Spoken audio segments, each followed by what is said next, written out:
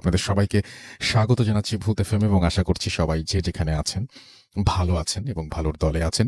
রমজান মাস শুরু হয়ে গেছে। রমজান মাসের শুরুতে আমাদের আজকের প্রথম ভূত এফএম এবং রমজান মাস আমাদের সবার জন্য অনেক কিছু নিয়ে আসে, তাই না? অনেক কিছুই নিয়ে আসে এবং এই মাসটা আমরা যেন ঠিকভাবে আমাদের যে কাজগুলো আছে সেই কাজগুলো যেন ঠিকভাবে আমরা প্রতিপালকের প্রতি আমাদের যে দায়িত্ব, আমাদের যা করণীয় সেটা যেন আমরা ঠিকভাবে করতে পারি এবং আমাদের যে এটা সিয়াম সাধনার মাস, সুতরাং আল্লাহ সবাইকে যেন সুস্থ রাখেন এবং সুস্থভাবে রোজা আহ, পালন করার যেন তৌফিক দেন সবাইকে, সেই আশা করছি, সেই প্রত্যাশা রেখে শুরু করছি আজকের ভূত এফএম। এবং আমি জানি যে আপনারা সারাদিন রমজান মাস তো কেবল শুরু হলো, 4টা রোজা গেছে, খুব ফাস্ট যাচ্ছে। যদিও আমার কাছে এই বছরের এই মাসটা খুব প্রিয় এবং তার নানাবিধ কারণে, তার একটা বিরাট কারণ হচ্ছে সবকিছু খুব নিয়ম মতো চলে, সবকিছু, এবং আমরাও খুব নিয়ম মতো চলি। তো সবাই নিশ্চয়ই রোজা রেখে বেশ ক্লান্ত এই মুহূর্তে খাওয়া দাওয়ার পরে। তারপরেও যারা ভূত এফএমে এখন আমাদের সাথে আছেন তাদেরকে অনেক অনেক অনেক অনেক ধন্যবাদ। এবং যারা ভূত এফএমে পুরোটা সময় থাকবেন তাদেরকে অনেক ধন্যবাদ। এবং আমার মনে হয় যে তারপরে মোটামুটি আমরা যখন শেষ করবো তারপর তার থেকে সেহরির টাইম খুব বেশি দূরে না। যাই হোক, আমি দেখি মাঝখানে যেন আপনি একটু রেস্ট নিতে পারেন, সেরকম একটা ব্যবস্থা যদি করা যায় রমজান মাসে। আমাদের যারা গেস্ট আছেন তারাও বাসায় গিয়ে সেহরি করবেন, সেরকম একটা ব্যাপার আছে। তো দেখা যাক।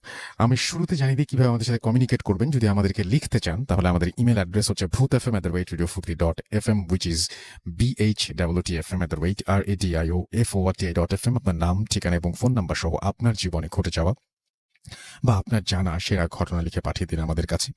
ঘটনার শুরুতে অবশ্যই উল্লেখ করুন যে ঘটনাটি আপনি স্টুডিওতে এসে শেয়ার করতে চান, নাকি আপনি চান আপনার ঘটনা আমরা পড়ে শোনাই। যারা দেশের বাইরে রয়েছেন তারা সরাসরি লিখে পাঠাতে পারেন ঘটনা, বা আপনারা রেকর্ড করেও পাঠিয়ে দিতে পারেন আমাদের কাছে, যেটা আপনাদের ইচ্ছা। এবং যারা স্টুডিওতে আসতে চান তাদেরকে আবারও বলছি, please please please don't forget to share your full address and phone number. It is very essential. আমাদের মানে ফার্দার কন্ট্যাক্টের জন্য এটা খুব বেশি দরকার হয়। সো এটা অবশ্যই অবশ্যই ইমেইলের সাথে আপনারা পাঠাবেন, স্পেশালি যারা স্টুডিওতে আসতে চান। আর আমি বলবো যে আমাদের ফেসবুকের যে দুটো পেজ, www.facebook.com/radio.furti and www.facebook.com/bhutfm.russell, এই দুটো পেজেও আপনি চাইলে আমাদের সাথে কমিউনিকেট করতে পারেন। এবং আমাদের সাথে যে টুইটারে যদি আসতে চান, Russell_Bhuth FM, এখানে এসেও আপনি আপনি আমাদের সাথে যোগাযোগ করতে পারেন। আমাদের যে পোস্ট আছে সেই পোস্টের নিচে আপনি লিখতে পারেন এবং আপনি আমাদের যে ফেসবুকের বলেন যাই বলেন, আমাদের সেই পোস্টে আপনি লাইক দিতে পারেন, কমেন্ট করতে পারেন, শেয়ার করতে পারেন, আরো বেশি মানুষকে জানাতে পারেন আমাদের এই ভূত এফএম সম্পর্কে। তো যাই হোক, আমি যেটা এখন করব সেটা হচ্ছে সরাসরি আমি ঘটনায় চলে যাব। এবং তার আগে আমি একটু শুভেচ্ছা জানাতে চাই আসলে যারা কষ্ট করে এই স্টুডিওতে এসছেন এবং তারাও রোজা রেখেছেন।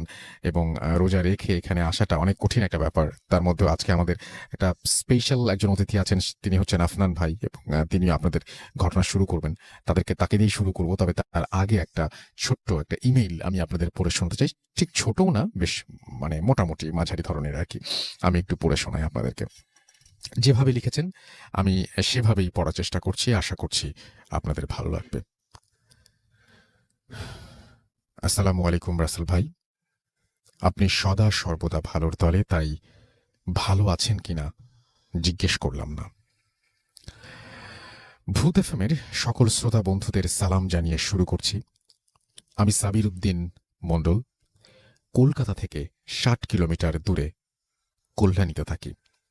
অনেক দিন ধরে লিখব ভাবছি, উপযুক্ত সময়ের অভাবে লেখার সময় পাই না। তাই আজ আমার এটা প্রথম লেখা। দূরত্বের কারণে স্টুডিওতে আসা সম্ভব নয়, তাই ইমেল করলাম। চাইলে পড়ে শোনাবার নিবেদন রইল। ভূত এফএমের সাথে অল্প কিছুদিনের সম্পর্কটা খুব গভীর হয়ে উঠেছে। আজকে যে ঘটনাটা বলবো সেটা হলো আমার ছোট মেশোর জীবনে ঘটা একটি দুঃসাহসিক ঘটনা। মেশো তখন পুলিশের অফিসার ইনচার্জ। মেশোর তখন বাঁকুড়াতে পোস্টিং। তারিখটা আনুমানিক 2 নভেম্বর 2018। মেশো তখন থানাতে বসে হঠাৎ একটি খুনের কেস এলো। খুনটা দেখেই তার মাথায় হাত। এমন খুনের ঘটনা তার 10 বছরের চাকরি জীবনে এই প্রথম। 3 তলা বাড়ির ওপরের তলায় একা ছিলেন গৃহস্বামী। দেহ থেকে হাত পা মাথা কি যেন এদিক ওদিক করে ছড়িয়ে খেলা করেছে। মেঝেতে রক্তের বন্যা বয়ে গেছে। একমাত্র হাতির দ্বারাই এরকম ভাবে মানুষ হত্যা করা সম্ভব, কিন্তু হাতি তো আর সিঁড়ি বেয়ে উপরে উঠতে পারবে না। তাহলে হুট করে খুলে গেল দরজাটা। বিভ্রান্তের মতো চোখ মুখে প্রবল আতঙ্কের ছাপ নিয়ে ঘরে ঢুকলেন এক মাঝবয়সী ভদ্রলোক। বললেন, বড়বাবু, বড়বাবু, আমাকে বাঁচান, নইলে আমাকেও প্রবালের মতো খুন হতে হবে। আমাকে বাঁচান স্যার। দারোগা সাহেব সোজা হয়ে বসলেন। প্রবাল মানে প্রবাল চক্রবর্তী, অর্থাৎ যে লোকটা কাল রাতে খুন হয়েছেন তা এতক্ষণে বুঝে গেছেন আমার অভিজ্ঞ মেশো মশাই। এবার মেশো একটু সোজা হয়ে বসলেন। মেশো ব্যস্ত হয়ে জিজ্ঞাসা করলেন, তা এই প্রবাল চক্রবর্তীকে আপনি আগে থেকে চিনতেন? উত্তর আসে, বিলক্ষণ স্যার। আমার নাম অনুপ ভট্টাচার্য, থাকে বিষ্ণুপুরে। মেশো আবার বললেন, তা আপনার মৃত্যুর ভয়ের কারণ কি? তিনি বলেন, শুনবেন, শুনবেন তাহলে। এবার অনুপ বাবু শোনাতে লাগলেন এক হাড় হিম করা কাহিনী। আমি আর প্রবাল দুজনেই ছিলাম অভয় আনন্দ জটাধারীর শিষ্য। গুরু সেবার উদ্দেশ্যে সেদিন গুরুদেবকে আমাদের বাড়ি নিয়ে আসি, আর সেটাই হলো আমার কাল। বাড়িতে এসেই গুরুদেবের নজরে পড়ল আমার 25 বছরের বয়সী সুন্দরী মেয়ে মেঘনার ওপরে। মেঘনা শিক্ষিতা, চাকরি করে। গুরুদেব বললেন, মেঘনাকে আমার চাই। তিনি তাকে তার ভৈরবী বানাবেন। প্রবালও এসেছিলেন সেই দিন গুরুদেবের সাথে। গুরুদেবের এই অন্যায় চাহিদার প্রতিবাদ করলেন তিনি। গুরুভক্তি উড়ে গেল নিমিষে মেয়ের সম্মানের কাছে। উঠে দাঁড়িয়ে গুরুদেবকে বেরিয়ে যেতে বললেন আমার বাড়ি থেকে। তিনি ভয়ঙ্কর রেগে গেলেন। আমি জানতাম তার অসীম শক্তির কথা। তুকতাক, বানমারা, কালো জাদু ইত্যাদিতে উনি সিদ্ধহস্ত। প্রবাল বরাবরই বদমেজাজি। মেঘনাকে সে নিজের মেয়ের মতোই ভালোবাসত। তাই সে জটাধারী গুরুকে ঘাড় ধাক্কা দিয়ে বের করে দিয়ে সদর দরজা বন্ধ করে দিল। যাবার সময় জটাধারী সেই ভয়ঙ্কর রূপের কথা মনে করলে আজও আমার হাড় হিম হয়ে যায়। আর যেতে যেতে সে প্রবালকে বলল, তুই আমার ঘাড় ধরলি, এর মাসুল তোকে দিতে হবে জীবন দিয়ে। আগামী অমাবস্যার আগে তুই মরবি, আর তারপরের অমাবস্যায় মরবে অনুপ। বলে চোখ থেকে আগুন ছড়াতে ছড়াতে চলে গেলেন জটাধারী শাস্ত্রী। উনি পিশাচ সিদ্ধ, বেতাল নামানোর কৌশল ওনার আয়ত্তে। অনুপ বলল, এই বেতালই খুন করেছে প্রবালকে, ও আমাকে মেরে ফেলবে। দারোগা সাহেব, আমাকে বাঁচান। কপালে চিন্তার ভাঁজ পড়ল মেশোর। এইসব কথা ওপরওয়ালারা স্যারদের জানালে হয়তো চাকরিটাই থাকবে না। তার নিজেরও যে বিশ্বাস হচ্ছে তা নয়, কিন্তু এইভাবে হয়তো মাথা মুন্ডু ছিঁড়ে খুন করা কোনো মানুষের পক্ষে অসম্ভব। এবার তিনি অনুপবাবুকে ব্যাপারটা একটু খুলে বলতে লাগলেন। আবার বলা শুরু করলেন, অনুপবাবু, অমাবস্যার রাতে বসে তান্ত্রিক চক্র একসাথে অনেকে গোল হয়ে চক্রাকারে বসে, আগুনে ঘি, কারংবাড়ি ইত্যাদি আহুতি দেয়। যজ্ঞের শেষ পর্বে কলসি থেকে মন্ত্রপুত জল ধীরে ধীরে ঢেলে দেওয়া হয় যজ্ঞ কুণ্ডে। সেই সাথে যে কারণে বেতালকে আহ্বান করা হচ্ছে সেই আদেশ উচ্চারণ করা হয় বারে বারে। অগ্নিকুণ্ড থেকে ধোয়ার কুণ্ডলী পাক দিয়ে উঠলে ক্রমে সেই কুণ্ডলী আকার নেয় বিশাল আকারের দানবের। সেই বেতাল রক্তলোলুপ, ভয়ঙ্কর, বলশালী এক নৃশংস পিশাচ। দেহ ধারণের সাথে সাথে সেই পিশাচ বেরিয়ে যায় যে কার্যের আদেশ ক্রমাগত উচ্চারিত হয়েছিল তার আবির্ভাবের সময়, সেই আদেশ পালন করার জন্য। দাঁড়ান দাঁড়ান, কি বললেন? আদেশ দিতে দিতে জল ঢালতে হয় কি জন্য জানতে চাইলেন আমার মেশো। অনুপ বললেন, বিনা আদেশে বেতালকে আহ্বান করলে অথবা আদেশ বিলম্বিত হলে যিনি বেতালকে ডাকবেন তার সর্বনাশ। বেতাল ক্রুদ্ধ আক্রোশে ঝাঁপিয়ে পড়বেন, তার উপর টুকরো টুকরো করে ফেলবেন তার শরীর। তারপর তার শক্ত পান করে বেতাল তৃষ্ণা মিটিয়ে বিদায় নিবে। ঠোঁটের কোনায় একটু হাসি খেলে গেল আমার মেশোর মুখে। বললেন, কোথায় সেই চক্র? আমাদের নিয়ে যেতে পারেন? কথা দিচ্ছি, এই বেতাল আপনার কোনো ক্ষতি করতে পারবে না। ভদ্রলোক ঘাড় নেড়ে সম্মতি জানালেন। তারপর এলো সেই দিন, সেই অমাবস্যার রাত। একটা পুলিশের জিপ ছুটে চলেছে কাঁচা রাস্তার ওপর দিয়ে। রায়দিঘির কাছে জঙ্গলের মধ্যে এক শ্মশান, এখানে জটাধারী তান্ত্রিকের ডেরা। সেখানে বসবে 1 কিলোমিটার আগে জিপ দাঁড় করিয়ে বাকি পথটা হেঁটে এলো পুলিশের দল। দূরে দেখা যাচ্ছে শুরু হয়ে গেছে চক্র। চক্রের ঠিক মাঝে বসে আছেন এক ভীষণ দর্শন কাপালি। অনুপবাবু ফিসফিস করে বললেন, এটাই সেই জটাধারী কাপালি। অমাবস্যায় সেই ছাপ ছাপ অন্ধকার যেন গলা টিপে ধরেছে। এভাবে কেটে গেল অনেকক্ষণ। আমার মেসো ঘড়ি দেখলেন 11:25-15। হঠাৎ সেই কাপালি হাত দিয়ে বাড়িয়ে কি যেন চাইলেন। ছোকরা তান্ত্রিক কি যেন একটা হাতে তুলে দিল, একটা মাটির কলসি। পাশে মনে হলো অনুপবাবু যেন বসে পড়লেন হাঁটু গেড়ে। উনি বুঝে গেছেন ওনার মৃত্যু আসন্ন। মেশো খাপ থেকে রিভলভারটা বের করে মুখে সাইলেন্সার লাগিয়ে নিলেন। কাপালি কলসিটা নিয়ে এবার ঠিক যজ্ঞকুণ্ডের ওপরে। আর তখনই অব্যর্থ নিশানায় মেশোর রিভলভার ছুটে গেল। একটি বুলেট সেই কলসিকে লক্ষ্য করে ভেঙে চুরমার হয়ে গেল কলসি। জল ছড়িয়ে পড়ল যজ্ঞকুণ্ডের ওপর এদিক সেদিকে। ওপরে উঠে লাগলো ধোয়ার কুণ্ডলী, সৃষ্টি হতে লাগলো আদেশহীন বেতালের। কাপালি হতভম্ব। অন্য সব কাপালিরা যেদিকে ছুটে পালাচ্ছে, আমার মেশো সদল বলে ছুটছে জিপের দিকে। পেছনে শোনা যেতে লাগলো জটাধারী কাপালির তীব্র আর্তনাদ, আর সেই এক অপার্থিব ক্রুদ্ধ গর্জন। আকাশ বাতাস বিদীর্ণ হতে লাগলো স্রষ্টার সৃষ্টির আর্তনাদ, ক্রুদ্ধহীন কান্না। পরদিন সকালে থানায় বসে আমার মেশো খবরটি পড়লেন। ঠিক যেন এই খবরটির জন্য অপেক্ষা করছিলেন। কোনো এক অমিত বনশালীর রহস্যময় আততায়ী হাতে তান্ত্রিকের মৃত্যু। তান্ত্রিকের শরীর টুকরো টুকরো করে ছিঁড়ে ফেলা হয়েছে। সেই মৃতদেহ থেকে সব রক্ত শুষে নেওয়া হয়েছে। তদন্ত চলছে। মেশো কাগজ ভাঁজ করে মুচকি হাসলেন। এই ঘটনাটা পড়ার পরে আমার যেটা মনে হয়েছিল যে এটা একটা গল্পের মতো, এবং আমি আবারও কন্ট্যাক্ট করেছিলাম আমাদের যিনি পাঠিয়েছেন তার কাছে, এবং তিনি আমাদেরকে আবারও নিশ্চিত করেছেন যে এই ঘটনাটি সত্যি। এখন পুরোপুরি তিনি জানেন আর আপনারা জানেন এই ঘটনাটা কতটা সত্যি। তবে ঘটনাটা পড়তে একেবারেই গল্পের মতো লেগেছে আমার কাছে, এবং আমি যতবারই পড়েছি ততবারই আমার কাছে মনে হয়েছে এটা ঘটনার চেয়েই গল্প বলাটাই বেটার। তারপরেও এই ঘটনা যদি সত্যি ঘটে থাকে তাহলে এটা ভয়ঙ্কর। আমরা চলে যাব আমাদের প্রথম অতিথির কাছে। আফনান ভাইকে দিয়ে আমরা শুরু করবো আজকে, এবং আফনান ভাই তার জীবনের একটা প্রথম তার সাথে ঘটে যাওয়া তার এলাকার একটা ঘটনা দিয়ে শুরু করবেন আজকে, এবং আশা করছি যে এই ঘটনাটি আপনাদের ভালো লাগবে। আফনান ভাই, আসসালামু আলাইকুম। প্রথমে আপনাকে ধন্যবাদ এই রোজা রেখে কষ্ট করে আবারও আমাদের স্টুডিওতে হাজির হওয়ার জন্য। ওয়ালাইকুম আসসালাম। আপনাকেও ধন্যবাদ রাসেল ভাই আমাকে ইনভাইট করার জন্য। আসলে প্রায় 2 মাস আসা হয় না, তার সবসময়ই আসলে মনে হয় যে আসবো। আসলে সময়টা মেলানো একটু কঠিন হয়ে যায়। আর তারপরে তো কাজ থাকে। আমি জানি আপনি খুব ব্যক্তিগত একটা কাজে ব্যস্ত ছিলেন, সেটা আমি জানি। তো যাই হোক, আল্লাহর অশেষ রহমতে আসতে পেরেছি, এই জন্য আলহামদুলিল্লাহ। রাসেল ভাই, আজকে আমি আমাদের রাজবাড়ী জেলার একটা ঘটনা শেয়ার করব। তো ঘটনাটি আসলে আমার বাসার খুব কাছেই, মানে একদম মানে খুব কাছাকাছি মানে ঘটনা আর কি, খুব বেশি দূরেও নয়। এই জন্য ঘটনাটি সংগ্রহ করতে আমার বেশি বেগ পেতে হয়নি।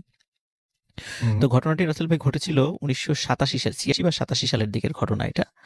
তো ঘটনাটি যার সঙ্গে ঘটেছিল ওনার নাম হচ্ছে নিতাই। আচ্ছা। আর উনি পেশায় ছিলেন একজন ডোম। আচ্ছা। রাজবাড়ী জেলার মানে স্টেশন থেকে একটু সামান্য একটু দূরেই, 0.5 কিলোমিটার দূরে সুইপার কলোনি রয়েছে, এখনো আছে সেখানে। অনেক সুইপাররা সেখানে বসবাস করেন। তো সুইপারদের মধ্যে কিছু কিছু আছে এই ডোম পেশার সাথে নিজেদেরকে নিয়োজিত রেখেছেন। তো ওখানে অনেক প্রবীণ একজন ডোম ছিল, তার নাম ছিল নিতাই। আচ্ছা। তো উনি বেশ মানে খুব দক্ষ একজন ডোম ছিলেন, মানে খুব দক্ষতার সাথে উনি অনেক পোস্টমর্টেম গুলো করতে পারতেন।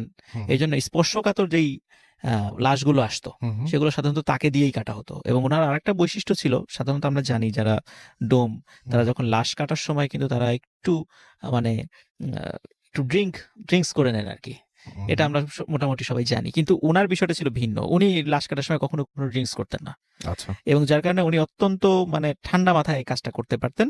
ওনার মানে হাতের কাজটা ছিল অসাধারণ। এই জন্য অনেক স্পর্শকাতর মামলাগুলোর পোস্টমর্টেম গুলো ওনাকে দিয়ে করানো হতো। তারা যাই হোক রাসেল ভাই, ওই যে সময়টাতে এই ঘটনা ঘটেছিল সেই সময়টা তো আমি বললাম 86-87 সালের দিকে, এক্সাক্ট বলা মুশকিল, 86 বা 87 এরকম বলতে পারছি না। তো ওই সময়টা ছিল মানে দুর্গাপূজার সময়। আচ্ছা। প্রথমত ওই দিনটা ছিল শুক্রবার, আবার ছিল ওই দিন হলো বিজয়া দশমীর দিন, যেদিন দুর্গাপূজার শেষ দিকে মানে চলে আসে আর কি প্রায়। তো ওই সময়ে রাজবাড়ী রেলওয়ে স্টেশনে রাত 10টার দিকে একটি লাশ পাওয়া যায়। আচ্ছা। এবং সবার চোখের সামনেই ওই লোকটি মারা যায়। প্রত্যক্ষদর্শীরা জানায় যে রাত 10টার দিকে ওই সময় উনি মানে চাদর মুড়ি দিয়ে শুয়েছিলেন, এবং ওই লোকটা একটু তান্ত্রিক গোছের, কেমন কেমন একটু ওই যে কবিরাজ টাইপের মনে হয় এরকম আর কি। কয়েকদিন ওনাকে স্টেশনে দেখা গিয়েছিল আর কি।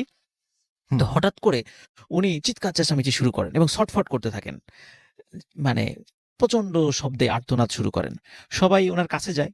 চাদরটা যখন সরায় ওনার শরীরের উপর থেকে, তখন দেখে যে উনি প্রচন্ড শব্দে হাত পা ছোড়াছুড়ি করতেছেন এবং কিছুক্ষণের মধ্যে উনি মারা যান।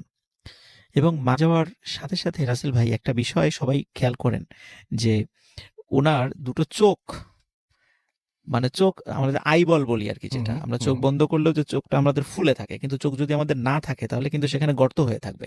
True. তো সবাই দেখে যে তার চোখ ছিল কিছুক্ষণ আগে, হঠাৎ করে মনে হলো মানে অদৃশ্যভাবে ওনার চোখ দুটো গায়েব হয়ে গেছে হুম, হুম। এবং ওখানে বিশাল গর্ত সৃষ্টি হয়ে গেছে। সবাই তো অবাক যে একটু আগে দেখলাম চোখ কোথায় গেল।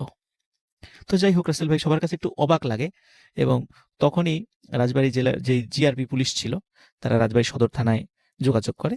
তো সদর থানা থেকে যখন পুলিশ আসে, পুলিশ এসে বলল যে এটা তো মনে হচ্ছে, দেখে বোঝা যাচ্ছে এটা অস্বাভাবিক মৃত্যু, তো ডোমকে ডাকা হবে আর কি লাশ কাটার জন্য। তো রাসেল ভাই ওই রাজবাড়ী রেলওয়ে স্টেশনের ঠিক কাছেই, মানে হয়তো বা 0.5 কিলোমিটারও না, এতটুকু দূরেই কিন্তু একটা লাশ কাটা ঘর রয়েছে। হুম, হুম। তো এখন রাসেল ভাই সাধারণত নিতাই ডোম খুব স্পর্শকাতর বিষয়গুলো হ্যান্ডেল করতো। তো হুম, হুম। তো ওই সময় যেহেতু হিন্দুদের একটা দুর্গাপূজার উৎসব চলছিল, অন্যান্য ডোমরাও ওই সময়ে পাওয়া যাচ্ছিল না তাদেরকে। আর ওই সময় তো মোবাইল ফোনও ছিল না যে তাদেরকে ফোনে কন্ট্যাক্ট করে নিয়ে আসা হবে।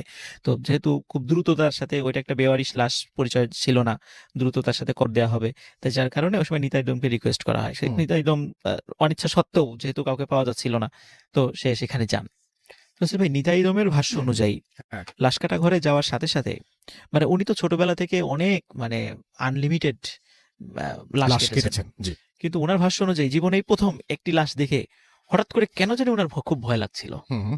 মনে হচ্ছিল যে কেন জানি এই লাশটা মানে কাটতে উনি ভয় পাচ্ছেন, প্রচন্ড ভয় পাচ্ছেন। আচ্ছা, এরকম যাই হয় হোক, না সাধারণত। এরকম হয় না সাধারণত, কিন্তু হ্যাঁ। কেন জানি ওনার ভাষ্য অনুযায়ী মনে হচ্ছিল যে উনি খুব ভয় পাচ্ছেন। হুম, হুম। তো রাসেল ভাই উনি তখন সাধারণত লাশ উনি যখন কাটেন, ডাক্তার থাকে, তারপর পুলিশের কিছু লোক দাঁড়ানো থাকে। তো ওই সময় যেহেতু রাসেল ভাই আবার ফ্রাইডে ছিল, আবার দুর্গাপূজার একটা ছুটি ছিল, এজন্য হসপিটালে মানে ডাক্তারও সংকট ছিল, তারাও তো একটু ছুটিতে যাবে। তো ওই সময়, যাই হোক, ওই সময় যেহেতু মোবাইল ফোন ছিল না, ডাক্তারকে খবর দেওয়া হয়। তো ডাক্তার বলেন যে আমি যত দ্রুত সম্ভব আমি আসতেছি, আপনারা কাজ শুরু করে দেন আর কি। তো ওই সময় ডাক্তার তখন এসে পৌঁছেনি ওই হুম। জায়গাটাতে, কিন্তু তাড়াতাড়ি যখন দেখলো যে এটার লাশ কোথায়, এর পরিচয় জানা যাচ্ছে না, হুম। তো এইটা নিয়ে আসলে ওনাদের অতটা গরজ ছিল না, যার কারণে ডাক্তারের অনুপস্থিতিতে লাশটা কাটা শুরু হয় রাসেল ভাই। হুম। তো এমন সময় দায়িত্বরত যিনি পুলিশ অফিসার ছিলেন, উনি লাশ কাটা ঘরের ওখানে দাঁড়ায় থাকা, মানে দরজার কাছে দাঁড়িয়েছিলেন উনি। হঠাৎ করে ওনার যে ওয়্যারলেস সেটটা ছিল, যে ওয়াকি টকি ছিল, হুম, হুম। তো ওনার কাছে মনে হচ্ছিল যে ওয়াকি টকিতে হয়তো বা নেটওয়ার্ক পেতে একটু সমস্যা হচ্ছে, কথা একটু অস্পষ্ট আসছে। তো উনি চিন্তা করলেন একটু রাস্তার দিকে যাই, তাহলে আমি একটু কোনো জরুরি মেসেজ আছে কিনা হুম, হুম, একটু হুম। রিপ্লাই দিয়ে আসি। হুম। তো উনি কিছু সময়ের জন্য ওইখান থেকে সরে গিয়েছেন। আচ্ছা। তো পুলিশ অফিসার যখন ফিরে আসছেন, মানে হয়তো বা 3 থেকে 4 মিনিট বা সর্বোচ্চ 5 মিনিট, 5 মিনিট পর যখন পুলিশ অফিসার ফিরে আসছেন লাশ কাটা ঘরে, তখন উনি দেখছেন যে লাশের জায়গায় রয়েছে, হুম। ওই ডোম অজ্ঞান হয়ে পাশে পড়ে আছে। তখন উনি অন্য কনস্টেবলদেরকে ডাকেন, ডোমের চোখে মুখে পানি ছিটা দিয়ে তাকে জ্ঞান ফেরানো হয়। হুম। তখন ডোমকে জিজ্ঞেস করা হয় যে কি হয়েছে? তখন ডোম বলে যে এই লাশ আমাকে প্রচন্ড জোরে একটা থাপ্পড় মেরেছে। আচ্ছা। তখন সবাই এই কথা শুনে সবাই অট্টহাসিতে ফেটে পড়ে, এটা কিভাবে সম্ভব? হুম। লাশ তোমাকে থাপ্পড় মারবে এটা কিভাবে? সম্ভব না নিশ্চয়ই আসলে, তুমি হ্যাঁ। এটা অন্য কিছু ভুল দেখেছো বা ভুল। রাইট। বলে না। তো এই যে দেখেন আমার মুখের দিকে তাকান, তখন দেখা যায় রাসেল ভাই উনার মুখে 5 আঙ্গুলের দাগ বসে আছে, মানে হুম, এত হুম। জোরে চড় মেরেছে। এখন এটাও রাসেল ভাই অন্য কিছু মারতে পারে, জিন ভূত এসেও মারতে পারে, হুম, হুম। কিন্তু পুলিশ অফিসার উনি খেয়াল করলেন যে যেহেতু ওই সময়ে হিন্দুদের একটা উৎসব, আমরা রাসেল ভাই ছোটবেলায় বিভিন্ন বিদায় অনুষ্ঠানগুলোতে বা আনন্দের উৎসবগুলোতে হুম, আমরা হুম। মাঝে মাঝে জড়ি খেলা খেলতাম আর কি। ওই আমরা তো জড়ি বলি, অন্য অঞ্চলে হয়তো বা অন্য কোনো শব্দ ব্যবহার করে, ওই যে চিকচিক করে আর হুম, কি, হুম, হুম, মুখে হুম, টুখে হুম। লেগে থাকে। জি। তো যেহেতু ওই সময় হিন্দুদের দুর্গাপূজার উৎসব ছিল, ডোমের মুখে কিন্তু জড়ি ছিল রাসেল ভাই। আচ্ছা।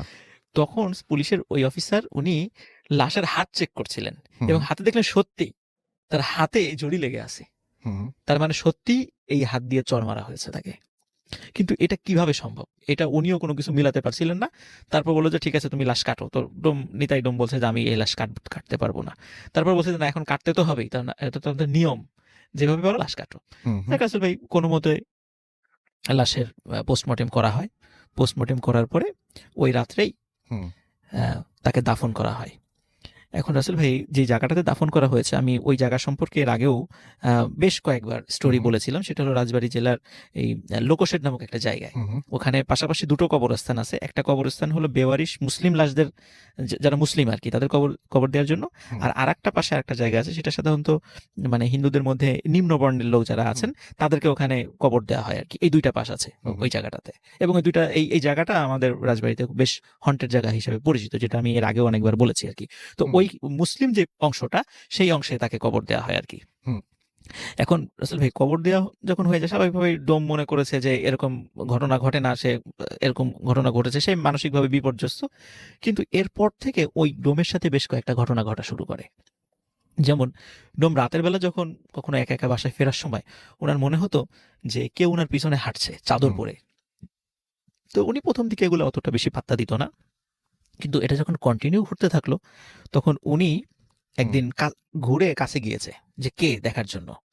তখন রাসেল ভাই তাকিয়ে দেখে যে ওই যে লাশটি সে কেটেছিল, ওই হুম, লাশটি চাদর পরা, এবং সে শনাক্ত করলো ওই যে রাসেল ভাই ওই লাশের চোখ ছিল না।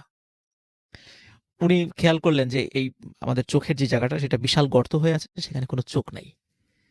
তো এইটা দেখে উনি প্রচন্ড জোরে দৌড় দিয়ে বাড়িতে চলে আসেন। হুম, তো এরপরে আরো কয়েকটা ঘটনা ঘটে। যেমন উনি রাতের বেলা যখন একা একা আসেন, হুম, তখন দেখা যায় যে মাঝে মাঝে বড় আকৃতির বিড়াল বা বড় আকৃতির কুকুর ওনার পথ আগলে ধরে। হুম, এবং অদ্ভুত বিষয় যে ওই কুকুর এবং বিড়ালের কিন্তু ওই সবই আছে, কিন্তু চোখ দেখা যায় না। আচ্ছা। মনে হয় চোখ নাই, ওই চোখ দুটো কেউ খুবলে উঠে নিয়েছে। তো বাইরের এই ঘটনাগুলো যখন রাসেল ভাই মানে ঘটা শুরু করেছিল, তখন উনি এরপর থেকে কি হতো, উনি যখন রাতের বেলা কখনো একা একা আসতেন না, লোক সাথে নিয়ে আসতেন। হুম, একটু ভয় মানে উনি ভয় পাওয়া শুরু করেন আর কি। তো তখন বাইরের এই ঘটনা যখন বন্ধ হয়ে গেল, তখন রাসেল ভাই ওনার ঘরেই ঘটনা ঘটা শুরু করলো। কারণ উনি বিপত্নিক ছিলেন, কারণ বেশ হুম, অনেক বয়স্ক ছিল, ওনার ওয়াইফ মারা গেছিলেন আগে। তো উনি রাতের বেলা ফিল করতেন যে কে যেন উনার পাশে শুয়ে আছে। আচ্ছা। এবং উনি যখনই পাশে তাকাতেন, তখন দেখতেন যে ওই সেই লাশটা উনার পাশে শুয়ে আছে। হুম, হুম, এবং লাশটা হাত দিয়ে খপ করে উনার হাতটা চেপে ধরতো, এবং উনি অনেক চিৎকার চেঁচামেচি করতো। আশেপাশের লোকজন যখন চলে আসতো, তখন দেখা যেত ওখানে কিছুই নাই। তো এই ধরনের ঘটনা রাসেল ভাই উনার সাথে প্রায়শই ঘটছিল। হুম, হুম, তো এইটা উনার সাথে ঘটছিল। ওদিকে রাসেল ভাই আরেকটা ঘটনা ঘটে। মানে এখানেই শেষ না। ওই যে স্থানটাতে কবর দেয়া হয়েছে, হুম, হুম, কবর দেওয়ার প্রথম মানে যেই রাত্রে কবর দেওয়া হলো, তার পরের দিন থেকে আরেকটা ঘটনা ঘটা শুরু করে। ওই ওখানকার যারা লোকজন আছে কবরস্থানের পাশে, তারা বলেছে সেটা।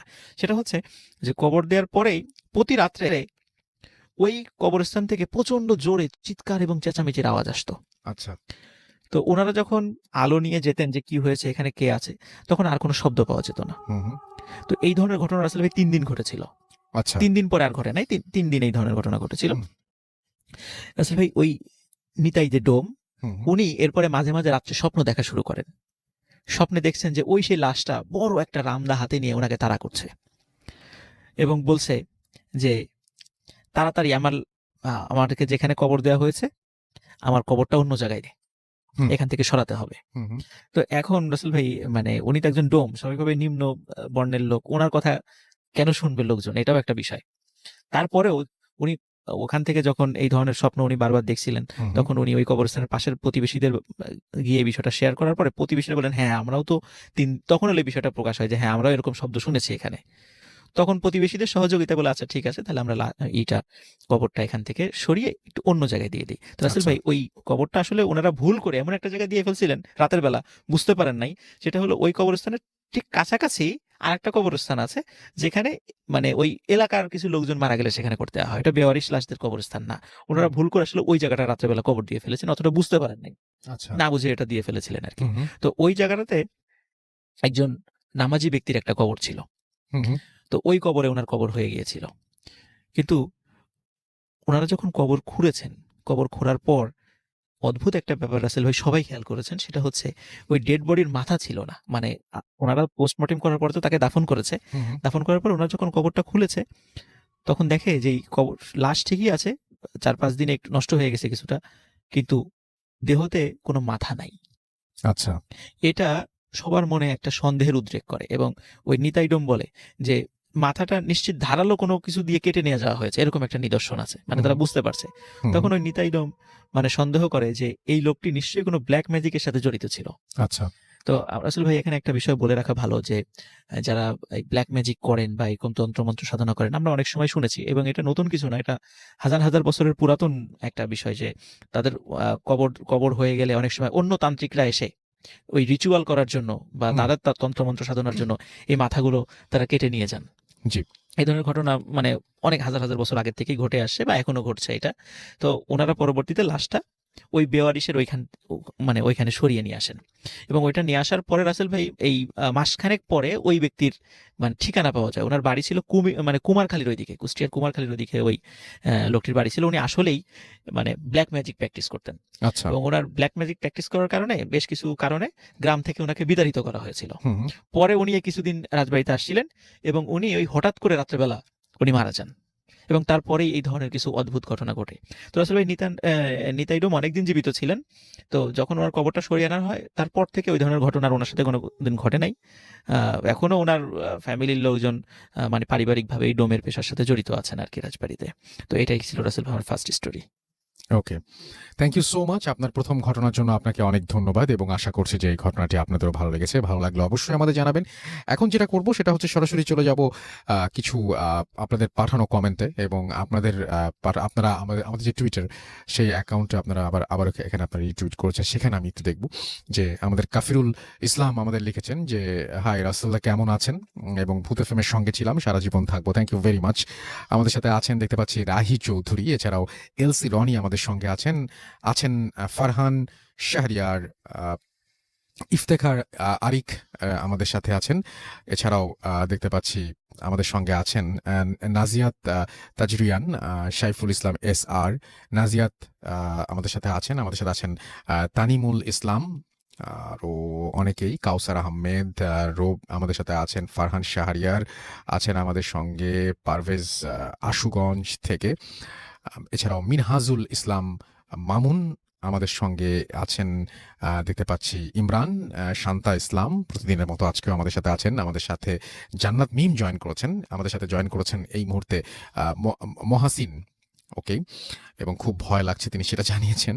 জনি আমাদের সাথে আছেন, আমাদের সাথে আছেন নাজিয়াত, এছাড়াও আর এস রাহাত, তারেক ইসলাম এবং তিনি নয়াপাড়া নারায়ণপাড়া নাটোর থেকে আছেন তিনি, ইফতেখার আরিক রিফাত, এবং আমাদের সঙ্গে আরো অনেকেই দেখতে পাচ্ছি আছেন এখানে। অনেকে অ্যাপ দিয়ে শুনছেন, যেমন বিশাল বৈরাগী রাজভীর, তিনি অ্যাপ দিয়ে শুনছেন এই মুহূর্তে আমাদের সঙ্গে।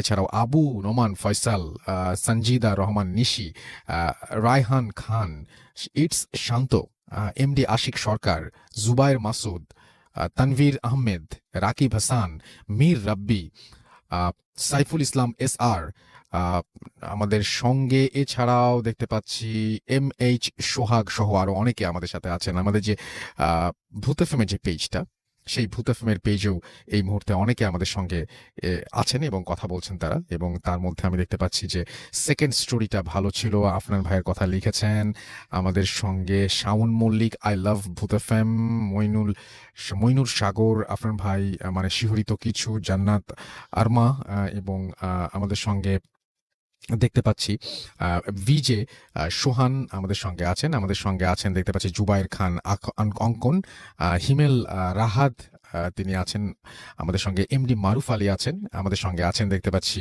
এছাড়াও আবির হাসান নীরব, আরমান বিন আলাউদ্দিন, আর এরিক হেনরি আছেন আমাদের সঙ্গে দেখতে পাচ্ছি। সিয়াম আহমেদ আছেন আমাদের সঙ্গে, I H Roni, A H Ian আমাদের সঙ্গে, তিনি জানিয়েছেন যে ভূত এফএমের বিরাট ফ্যান তিনি।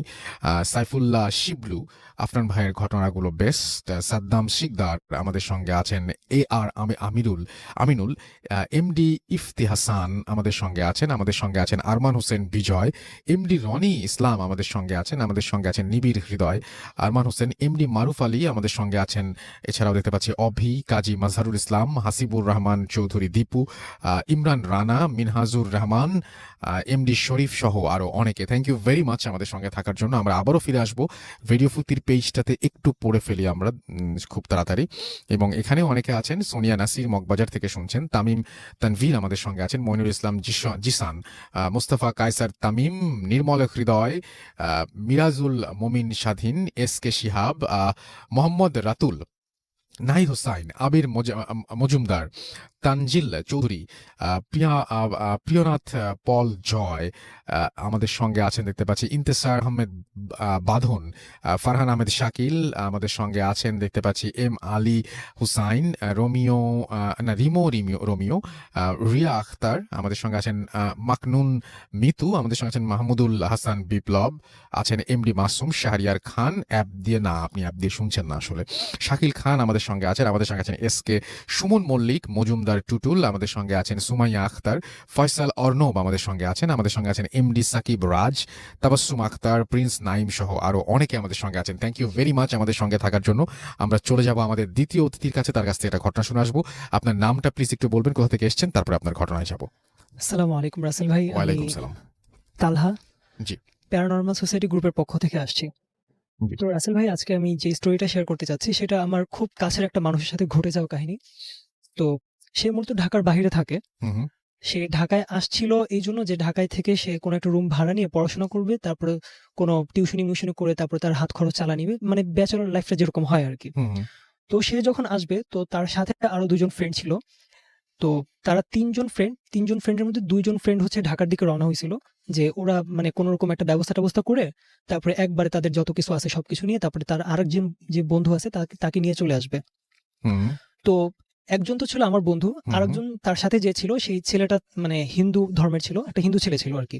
হুম তো তারা যখন ঢাকায় আসে তারা প্রথমেই আসে হচ্ছে আপনার পুরান ঢাকার দিকে। তো পুরান ঢাকায় এই জন্য আসে যে এখানের যে হোস্টেলগুলা বা এখানে যে রুমগুলো ভাড়া দেওয়া হয় সেই ভাড়াগুলো তুলনামূলক অন্যান্য জায়গা থেকে তুলনামূলক ভাড়াগুলো কম। তো এই জন্য তাদের বাজেটে যেন কুলায় যায় ব্যাপারটা, তারা যেন ঠিকঠাক মতো থাকতে পারে, এই জন্য তারা পুরান ঢাকাতেই বাসাটা খোঁজা মানে শুরু করে। তো পুরান ঢাকায় আসার পর তারা বিভিন্ন জায়গায় এরকম বাসা খোঁজাখুঁজির পর তারা সারাদিন না পেয়ে মানে পায় নাই বিভিন্ন কারণে, হয়তো তাদের বাজেটে কোলায় নাই বা অনেকে নিতে চাচ্ছিল না তিনজন বলে। হ্যাঁ, তারা তিনজন একটা রুমে থাকতে চাচ্ছিল, এরকম বিভিন্ন ঝামেলার কারণে তারা থাকতে পারে নাই কোথাও, আচ্ছা। কনফার্ম করতে পারেনি। তো সারাদিন ঘোরাঘুরির পর সন্ধ্যার দিকে তারা একটা বাসার নিচ দিয়ে যাচ্ছিল। তো সেই বাসার নিচে যে দারোয়ান ছিল সেই দারোয়ানকে মানে তারা একটু ভদ্রভাবে জিজ্ঞাসা করছে যে, আচ্ছা চাচা, এই আশেপাশে আপনার জানা মতে কোনো হোস্টেল বা ব্যাচেলর ভাড়া দেয় এরকম কোনো বাড়ি আছে কিনা? যদি আপনার জানা থাকতো তাহলে আমাদের একটু উপকার হতো, আমরা হুম বাড়ি ভাড়া নেওয়ার জন্য আসছি। তো দারোয়ান তাদেরকে নিয়ে বাসার ভিতরে গেছে। তাদেরকে নিয়ে বাসার ভিতরে গিয়ে এই বাড়ির যে মালিক সেই বাড়ির মালিকের সাথে তাদের মানে দেখা করায় দিছে। আর বলছে যে আপনি একটু কথা বলেন তাদের সাথে। তো বাড়ির মালিকের কাছে নেওয়ার পর তারা দুজন ছিল। তো তাদের মানে ভালো-মন্দ জিজ্ঞাসা করে শুরুতেই। ভালো-মন্দ জিজ্ঞাসা করার পর বলছে যে, "আচ্ছা, বাসা ভাড়া নিবা ভালো কথা। বাট তোমরা মানুষ কয়জন?" হুম হুম তো বলছে যে, "হ্যাঁ, আমরা আজকে ২ জন আসছি। পরে কনফার্ম হয়ে গেলে আমরা আর আমাদের আরেকজন আসছে। তাকে আমরা নিয়ে আসবো।" মানে আমরা মোট ৩ জন। হুম হুম তো রাসেল ভাই, একটা জিনিস মানে পয়েন্ট করে রাখতেছি যে এই বাড়িওয়ালার সাথে তাদের যে এখন কথাবার্তা হচ্ছে, এই জিনিসটা আমি পরে ক্লিয়ার করে দিব যে সে এই কথাটা কেন বলছিল যে তোমরা কয়জন আছো? আচ্ছা, তো তাদেরকে বলছে যে, "ঠিক আছে, তোমরা যদি থাকতে চাও তাহলে কোনো সমস্যা নাই। তোমরা দেখতেই পারতেছো এই বাসার এখন মানে যে অবস্থা, সেখানে সব গোডাউন মানে সব জায়গায় বিভিন্ন ধরনের মাল সামানা রাখা আছে। মানে হাঁড়ি পাতিলের বস্তা রাখা আছে। মানে এটা একটা গোডাউনের মতো। হুম তো তোমরা ডিরেক্টলি মানে একদম 3rd ফ্লোরে চলে যাও। 3rd ফ্লোরে গেলে তোমরা দক্ষিণ পাশে দেখবে একটা রুম আছে। হ্যাঁ, সেই রুমে তোমরা দেখে আসো। যদি তোমাদের পছন্দ হয় তাহলে তোমরা তোমাদের মানে যতটুকু সাধ্য, যতটুকু দিয়ে থাকতে পারলে তোমরা খুশি ততটুকুই ভাড়া তোমরা দিও। তোমাদের সন্তুষ্ট মতো।" মানে তাদের উপর কোনো ভাড়া প্রেশার নাই। নির্ধারিত করে নাই। তো তারা যখন গেছে তখন হচ্ছে মাগরিবের আজানের একটু আগ মুহূর্তে আরকি। তো বাসাটা যখন দেখতে গেছে রুমটা, তো রুমটা মানে দরজাটা খুলেই তারা বুঝতে পারছে যে এই রুমের মধ্যে প্রায় বছর খানেক ধরে কেউ থাকে না। এখানে যে কারো বসবাস নাই এটা তারা দেখেই বুঝতে পারছে। বিভিন্ন জায়গায় মানে ময়লা পড়ে আছে, মাকড়সার জাল পড়ে আছে। তো তারা আরেকটু ভিতরে গেছে। ভিতরে যাওয়ার পর ভিতরে যে আরেকটা গেট ছিল, ওই গেট খুলে যখন ঢুকছে তখন দেখছে যে একটা মহিলা মানে জড়ো-সড়ো হয়ে, তার গায়ে 3 পিস ছিল, হুম হুম মাথায় একটা ওড়না ছিল। সে জড়ো-সড়ো হয়ে মানে মানে একদম আঁটো-সাঁটো হয়ে শুয়েছিল একদম। তো তাদেরকে দেখে ওই মহিলা শোয়া থেকে উঠে গেছে। শোয়া থেকে উঠে গিয়ে বলছে যে, "বাসা দেখতে আসছো? আচ্ছা ঠিক আছে দেখো।" এটা বলেই সে মানে চলে গেছে, বাসা মানে রুম থেকে চলে গেছে।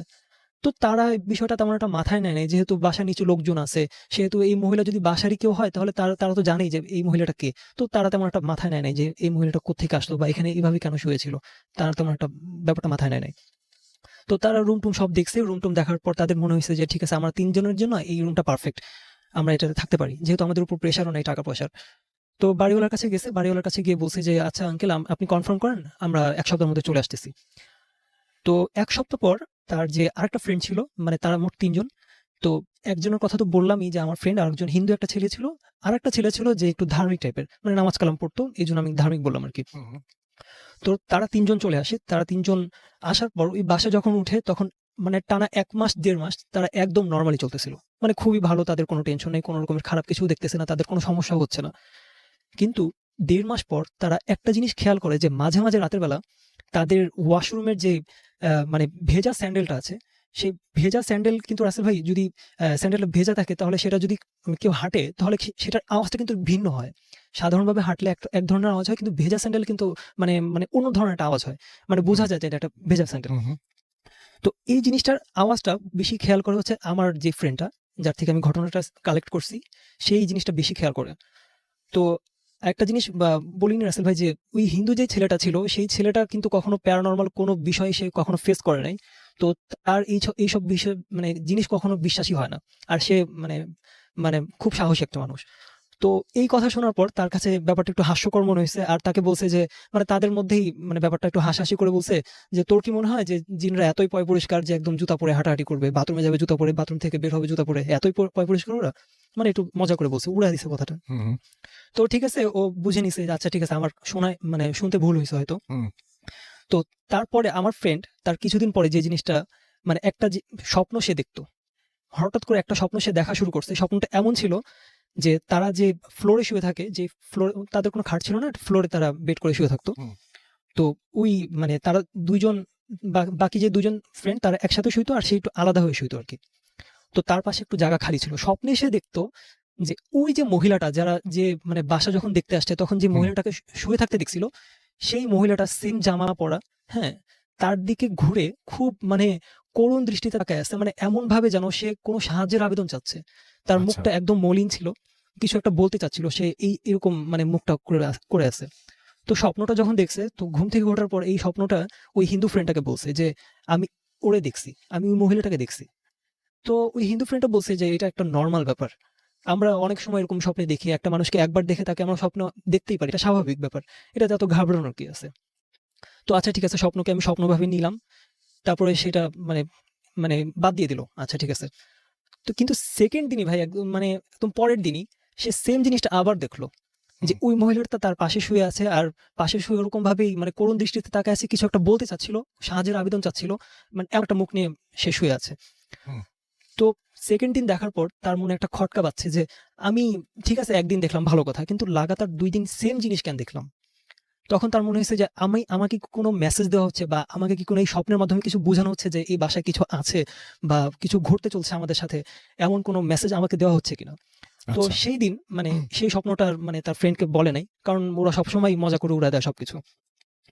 একদম তার পরের দিনই মানে থার্ড দিন, মানে লাগাতার 3 দিন এই স্বপ্নটা দেখলো আর কি। তৃতীয় দিন যে স্বপ্নটা দেখছে যে সেই মহিলাটা সেভাবেই শুয়ে আছে, মানে তার দিকে ওইভাবেই তাকায় আছে, কিন্তু যে জিনিসটা অতিরিক্ত দেখছে সেটা হচ্ছে তার পায়ের সামনে একটা শূকর দাঁড়ানো ছিল।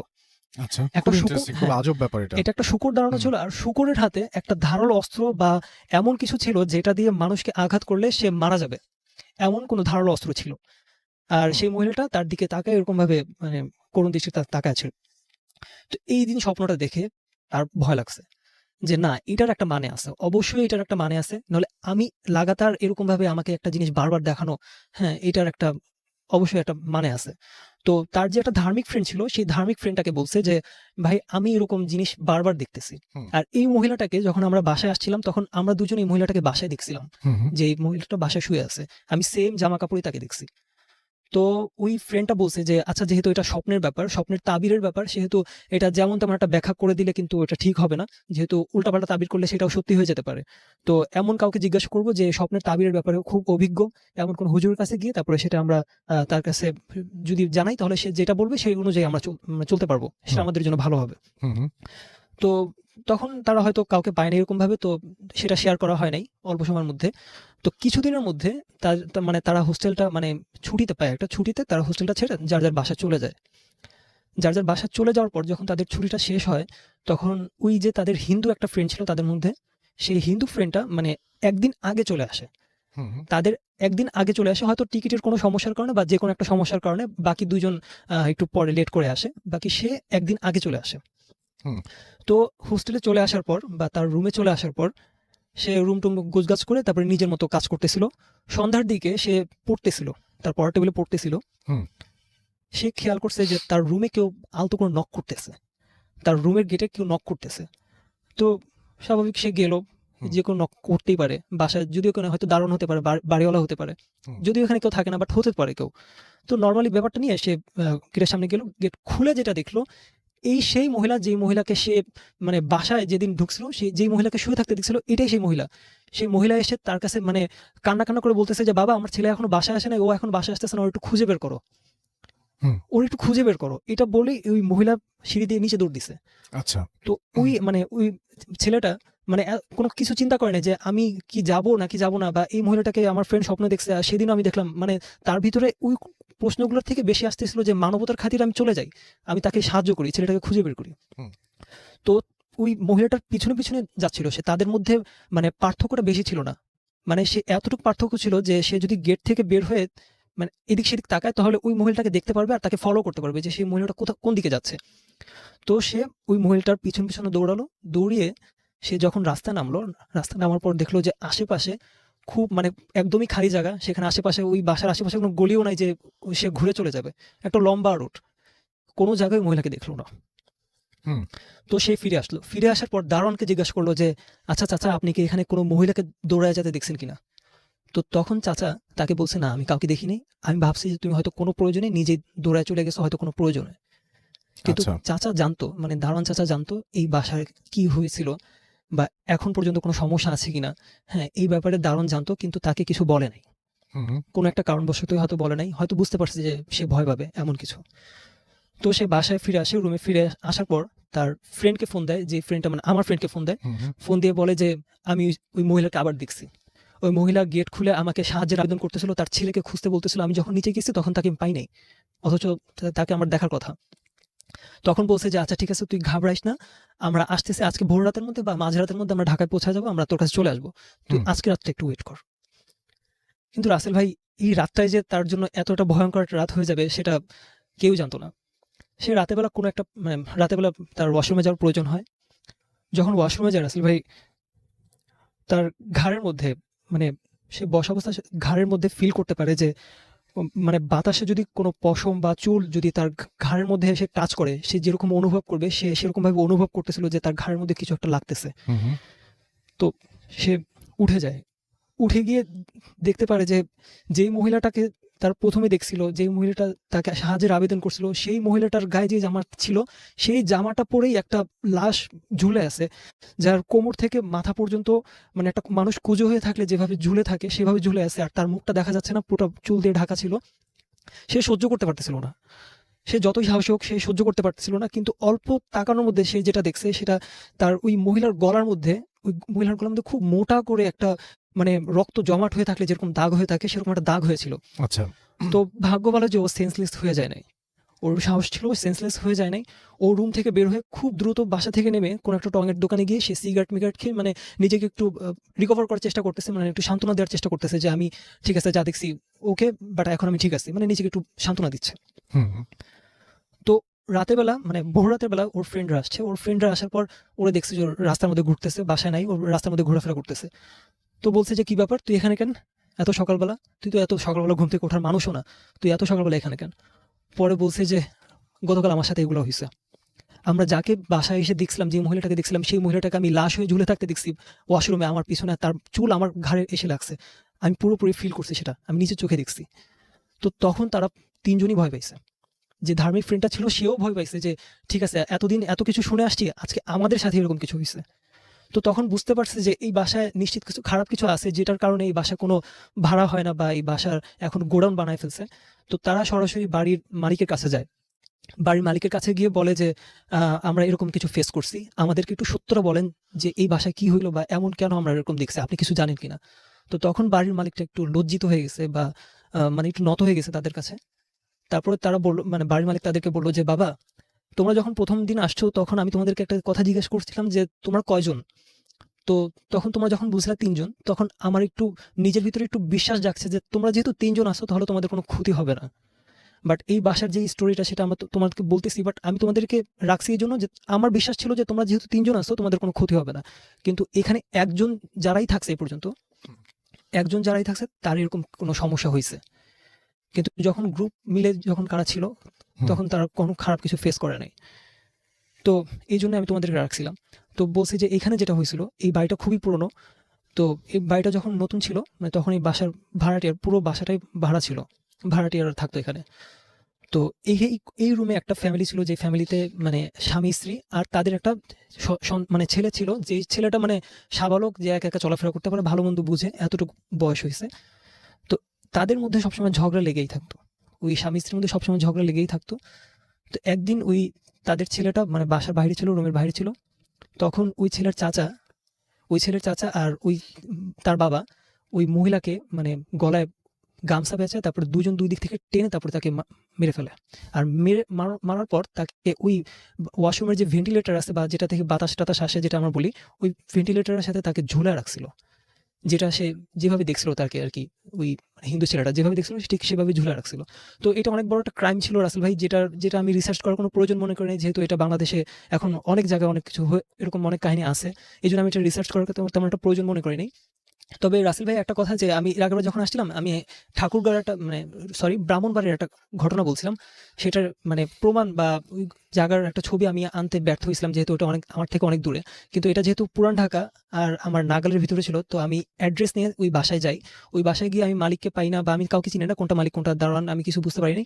তো কারোর সাথে আমার কথা হয় নাই। তো আমি একটু মানে পাশের বাসার ছাদে উঠে আমি ওই বাসার 3rd ফ্লোর মানে যে রুমটায় সমস্যা হয়েছিল ওই রুমের বাইরের সাইড থেকে একটা ছবি তুলে নিয়ে আসছি, মানে শুধুমাত্র আপনাকে ঠিক আছে, দেখানোর জন্য। Thank you so much, thank you. আমরা চলে যাব আমাদের পরবর্তী অতিথির কাছে, এবং তার আগে আমরা যেটা করব সেটা হচ্ছে যে একটু আমরা দেখব যে আমাদের ফেসবুকে যারা আছেন তারা কি করছেন এবং কি লিখছেন।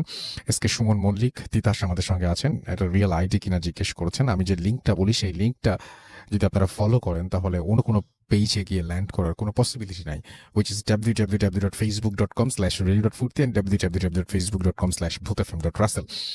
আমাদের সঙ্গে এছাড়াও দেখতে পাচ্ছি আদ্রিতা আফরিন আছেন, আমাদের সঙ্গে আছেন মাহাদি হায়াত, ইমন খান হৃদয় আমাদের সঙ্গে আছেন দেখতে পাচ্ছি মোহাম্মদ জাকির হুসাইন, তৌফিক শাহরিয়ার আমাদের সঙ্গে আছেন, এমডি আফতাব উদ্দিন তৌফিক আমাদের সঙ্গে আছেন, রাজিবুল হাসান আমাদের সঙ্গে আছেন আফনান রাফিদ, তামিম, এছাড়াও আমাদের সঙ্গে আছেন নুরুন নবী শাহ, প্রিন্স নাইম, এমডি শাহরিয়ার হোসেন, এছাড়াও আছেন আমাদের সঙ্গে দেখতে পাচ্ছি নাইভারম্যান ইমন, আমাদের সঙ্গে আছেন নেহা NH, আছেন আমাদের সঙ্গে এছাড়াও লতিফ উর রহমান, আছেন এমডি আলমগীর হুসাইন, ইমন খান হৃদয় আমাদের সঙ্গে আছেন, মেহেদি হাসান আকিব, তানহা তাবাসুম রিয়া, রনি গোপ, দিন মোহাম্মদ ফিজ, রেদওয়ান হৃদয়, লিটন, মাকসুদা খানম, কাজী মজহারুল ইসলাম সহ আরো অনেকে আছেন। আমরা চলে যাব আবারও আফনান ভাইয়ের কাছে, তার ঘটনাটা শুনে আসবো, সেকেন্ড ঘটনাটা, এবং আশা করছি এই ঘটনাটি আপনাদের ভালো লাগবে। চলুন চলে যাই সরাসরি আফনান ভাইয়ের কাছে। থ্যাংক ইউ রাসেল ভাই। এখন যে এই ঘটনাটি আমি শেয়ার করব সেটাও আমাদের রাজবাড়ী জেলার ঘটনা। জি। তো এটা একটা বিলের ঘটনা। জি। তো এই বিলের অবস্থানটা আমি একটু বলি। এই বিলটা রাজবাড়ী জেলার সুলতানপুর ইউনিয়নের মধ্যে পড়ে গিয়েছে জি। আর কি। তো সুলতানপুর ইউনিয়নের মানে ধর্মসী গ্রাম থেকে এটা আসলে শুরু। তো এটাকে মাসাইলের বিল বলে। জি। এটা অনেক বড় বিল, কিন্তু মানে এমনি শুষ্ক মৌসুমে এটা অতটা বোঝা যায় না, কারণ সেখানে চাষাবাদ হয়। কিন্তু বর্ষাকালে, এই যে কিছুদিন পর থেকেই যেটা শুরু হবে বর্ষাকাল, তখন অনেক মানে এত সুন্দর পরিবেশ, এবং ওখানে যেই বাড়িঘরগুলো আছে মানে দ্বীপের মতো দেখা যায়, মনে হয় যে একটা সমুদ্রে অনেকগুলো দ্বীপ এরকম মনে হয়। খুবই সুন্দর একটা পরিবেশ আর কি ওখানে। তো আমি নিজেও ওই বর্ষাকালে আমি সেখানে গিয়েছিলাম, খুব ভালো লেগেছিল। এখন আমি ওই বিল রিলেটেড একটা ঘটনা আমি আপনাদের Sure. শেয়ার করবো। জি। তো ওখানে এই ঘটনাটি আসলে আমি ফার্স্ট যে ঘটনাটা বলেছিলাম ওই যে 86 বা 87 সালের দিকে, এই ঘটনাটি ঠিক একই সময়ের দিকের ঘটনা। তো ওখানে নাসির নামে একটা ছেলে ছিল। তো ওদের বাসা ওই ওখান থেকে আরেকটু এগিয়ে গিয়ে একটা গ্রাম আছে, এটাকে আমার এই মুহূর্তে নাম মনে করতে পারছি না আর কি। জি। তো যাই হোক, তো মনে পড়েছে, বেলেশ্বর নামে একটা গ্রাম আছে ওখানে। তো ওই বেলেশ্বর গ্রামের নাসির নামে একটা ছেলে ছিল। জি। তো ওদের বাড়িতে কিছু আত্মীয় স্বজন এসেছিল রমজান মাসে। এটা ওই সময়টাও ছিল রাসেল ভাই রমজান মাস, বর্ষাকাল।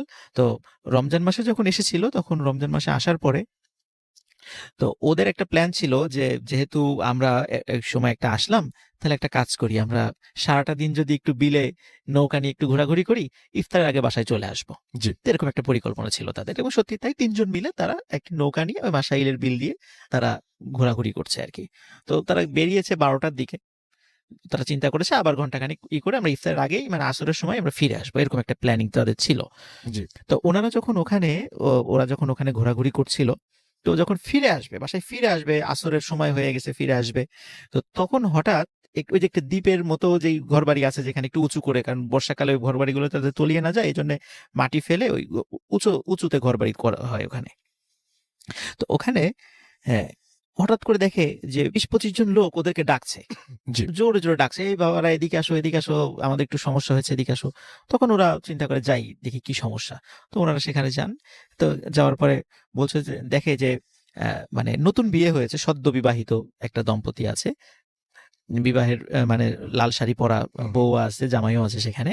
তো বলল যে আমরা তো আসলে ওই পাশে, বলল যে এখান থেকে প্রায় 0.5 কিলোমিটার বা 1 কিলোমিটার দূরে আর একটা বাড়ি আছে।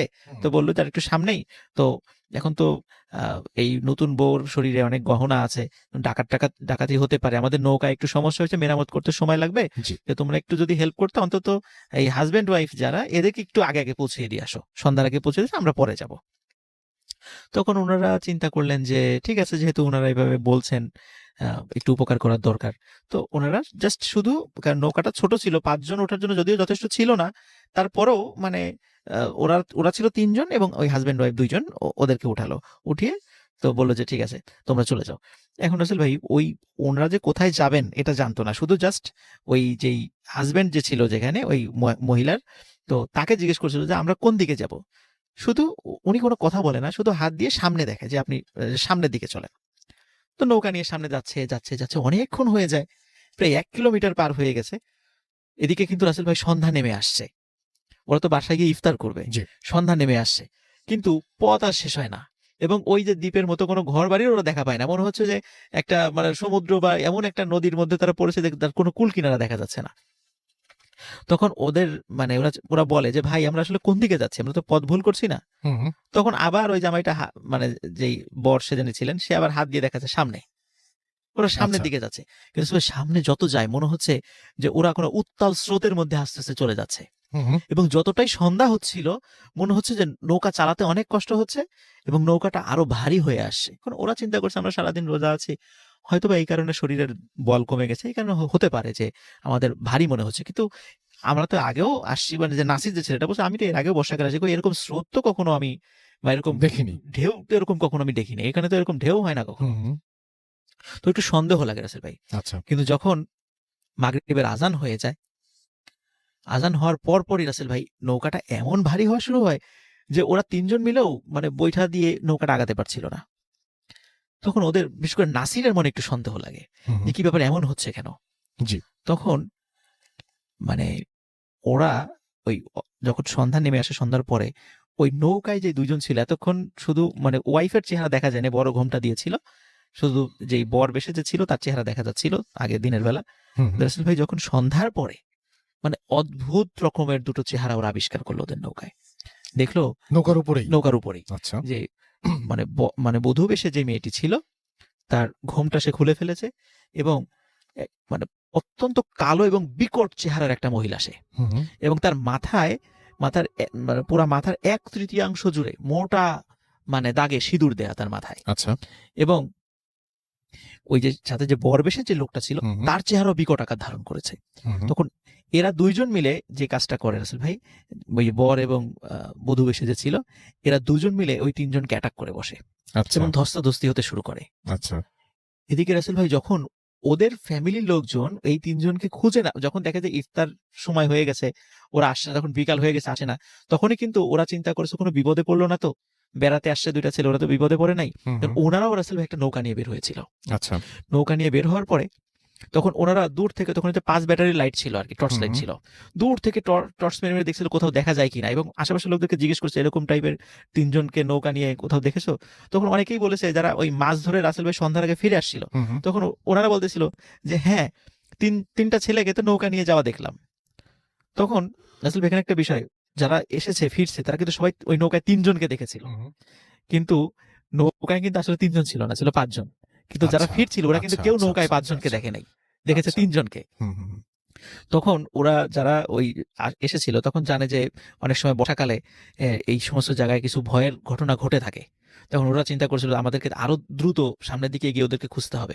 তখন হচ্ছে ভাই অনেক দূরে যখন এসেছে তখন টর্চ যখন মেরেছে তখন দূরে একটা নৌকা ওরা দেখছিল, তখন মনে হচ্ছিল যে 3 জন লোক একটা নৌকায় ধস্তাধস্তি হচ্ছে কোনো কিছুর সাথে, কিন্তু কার সাথে হচ্ছে সেটা দেখা যাচ্ছে না। হুম, হুম। তখন ওনারা দ্রুত নৌকা চালিয়ে সেখানে যান এবং 3 জনকে গিয়ে ওখানে অচেতন অবস্থায় পান। এবং আরেকটা জিনিস রাসেল ভাই, ওনারাও ওখানে গিয়ে আবিষ্কার করেন যে সত্যি সত্যি নৌকাটা এমন একটা জায়গায় যে ভয়ঙ্কর ঢেউ সেখানে ছিল, যে আচ্ছা। কোনো সময় ওই নৌকাটা যদি মানে উল্টিয়ে যায়, মানে ওরা তো অচেতন হয়ে গেছিল, ওরা কিন্তু আর সাঁতার কাটতে পারবে না, ওরা ওখানে মারা যাবে। তখন আচ্ছা। ওখান থেকে অচেতন অবস্থায় তাদেরকে উদ্ধার করা হয়। পরবর্তীতে তাদের যখন জ্ঞান ফেরে তখন তারা এই সকল ঘটনা খুলে বলে। এবং একজন ভালো আলেমের সাথে যখন এই বিষয়টা নিয়ে তাদেরকে একটু ঝাড়ফুঁক করার জন্য নিয়ে যাওয়া হয়, তখন তারা বলেছিল, মানে ওই আলেম বলেছিলেন যে তোমাদের ভাগ্যটা আসলে ভালো, যে রমজান মাস তো এই কারণে আসলে তোমাদের অতটা ক্ষতি করতে পারে নাই। কিন্তু যদি অন্য সময়টা হতো, এই বর্ষাকালে অন্য সময়টা হতো, এমন একটা জায়গায় তোমাদেরকে নিয়ে গেছিল, ওই জায়গাটা খুব দুষ্টু জিনপরিদের একটা আস্তানা। ওরা মাঝে মাঝে মানুষকে পথ ভুলিয়ে ওদিকে নিয়ে যায়। তো তোমরা এই এই সময়ের কারণে, রমজান মাসের কারণে ওরা অতটা তোমাদেরকে ক্ষতি করতে পারেনি, আল্লাহ তোমাদেরকে বাঁচিয়ে দিয়েছেন আর কি। তো এরপরে ওরা মোটামুটি এরপরে ওদের সাথে এই ধরনের ঘটনা রাসেল ভাইয়ের কখনো ঘটে নাই। এবং মাসাইলের বিলে বর্ষাকালে এরকম বেশ কিছু প্লেস আছে রাসেল ভাই যেখানে সন্ধ্যার পরে লোকজন কেউ যায় না, ওখানে আচ্ছা। এখনো এই ধরনের কিছু সমস্যা রয়ে গেছে।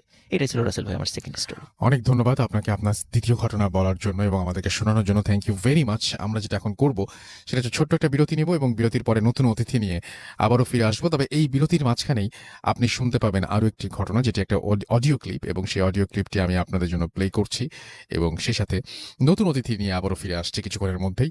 সেই পর্যন্ত আমাদের সঙ্গে থাকুন। আমাদের ইমেল অ্যাড্রেস হচ্ছে bhutfm@radiofurti.fm, which is bhutfm@radiofurti.fm। আপনার নাম, ঠিকানা এবং ফোন নাম্বার সহ আপনার জীবনে ঘটে যাওয়া বা আপনার জানা সেরা ঘটনা লিখে পাঠিয়ে দিতে পারেন আমাদের কাছে। ঘটনা শুরুতে অবশ্যই উল্লেখ করুন যে ঘটনাটি আপনি স্টুডিওতে এসে শেয়ার করতে চান নাকি আপনি চান আপনার ঘটনা আমরা পড়ে শোনাই। যারা দেশের বাইরে আছেন তারা সরাসরি অডিও ক্লিপ পাঠাতে পারেন বা লিখেও পাঠাতে পারেন ঘটনাটি। আমাদের দুটো ফেসবুক পেজ রয়েছে, www.facebook.com/radiofurti and www.facebook.com/bhutfm.russell। এই দুটো অ্যাড্রেসে এসেও আমাদেরকে লিখতে পারেন, আপনার কথা জানাতে পারেন। এবং এছাড়াও আমাদেরকে টুইটারের যে আমাদের যে পেজটা রয়েছে সেটা হচ্ছে যে আর যে রাসেলের যে পেজটা সেটা হচ্ছে রাসেল RUSSEL রাসেল আন্ডারস্কোর ভূত FM BHWTFM। ব্যাস হয়ে যাবে। আমরা চলে যাচ্ছি একটা ছোট্ট ঘটনায় এবং ফিরে আসছি একটু পরে। সেই পর্যন্ত আমাদের সঙ্গে থাকুন। স্টে টিউনড রেডিও ফুর্তি, রেড FM and ডু ফুর্তি। Bhut FM. The night comes alive. বিশ্বাস করা না করাটা আপনার ব্যাপার।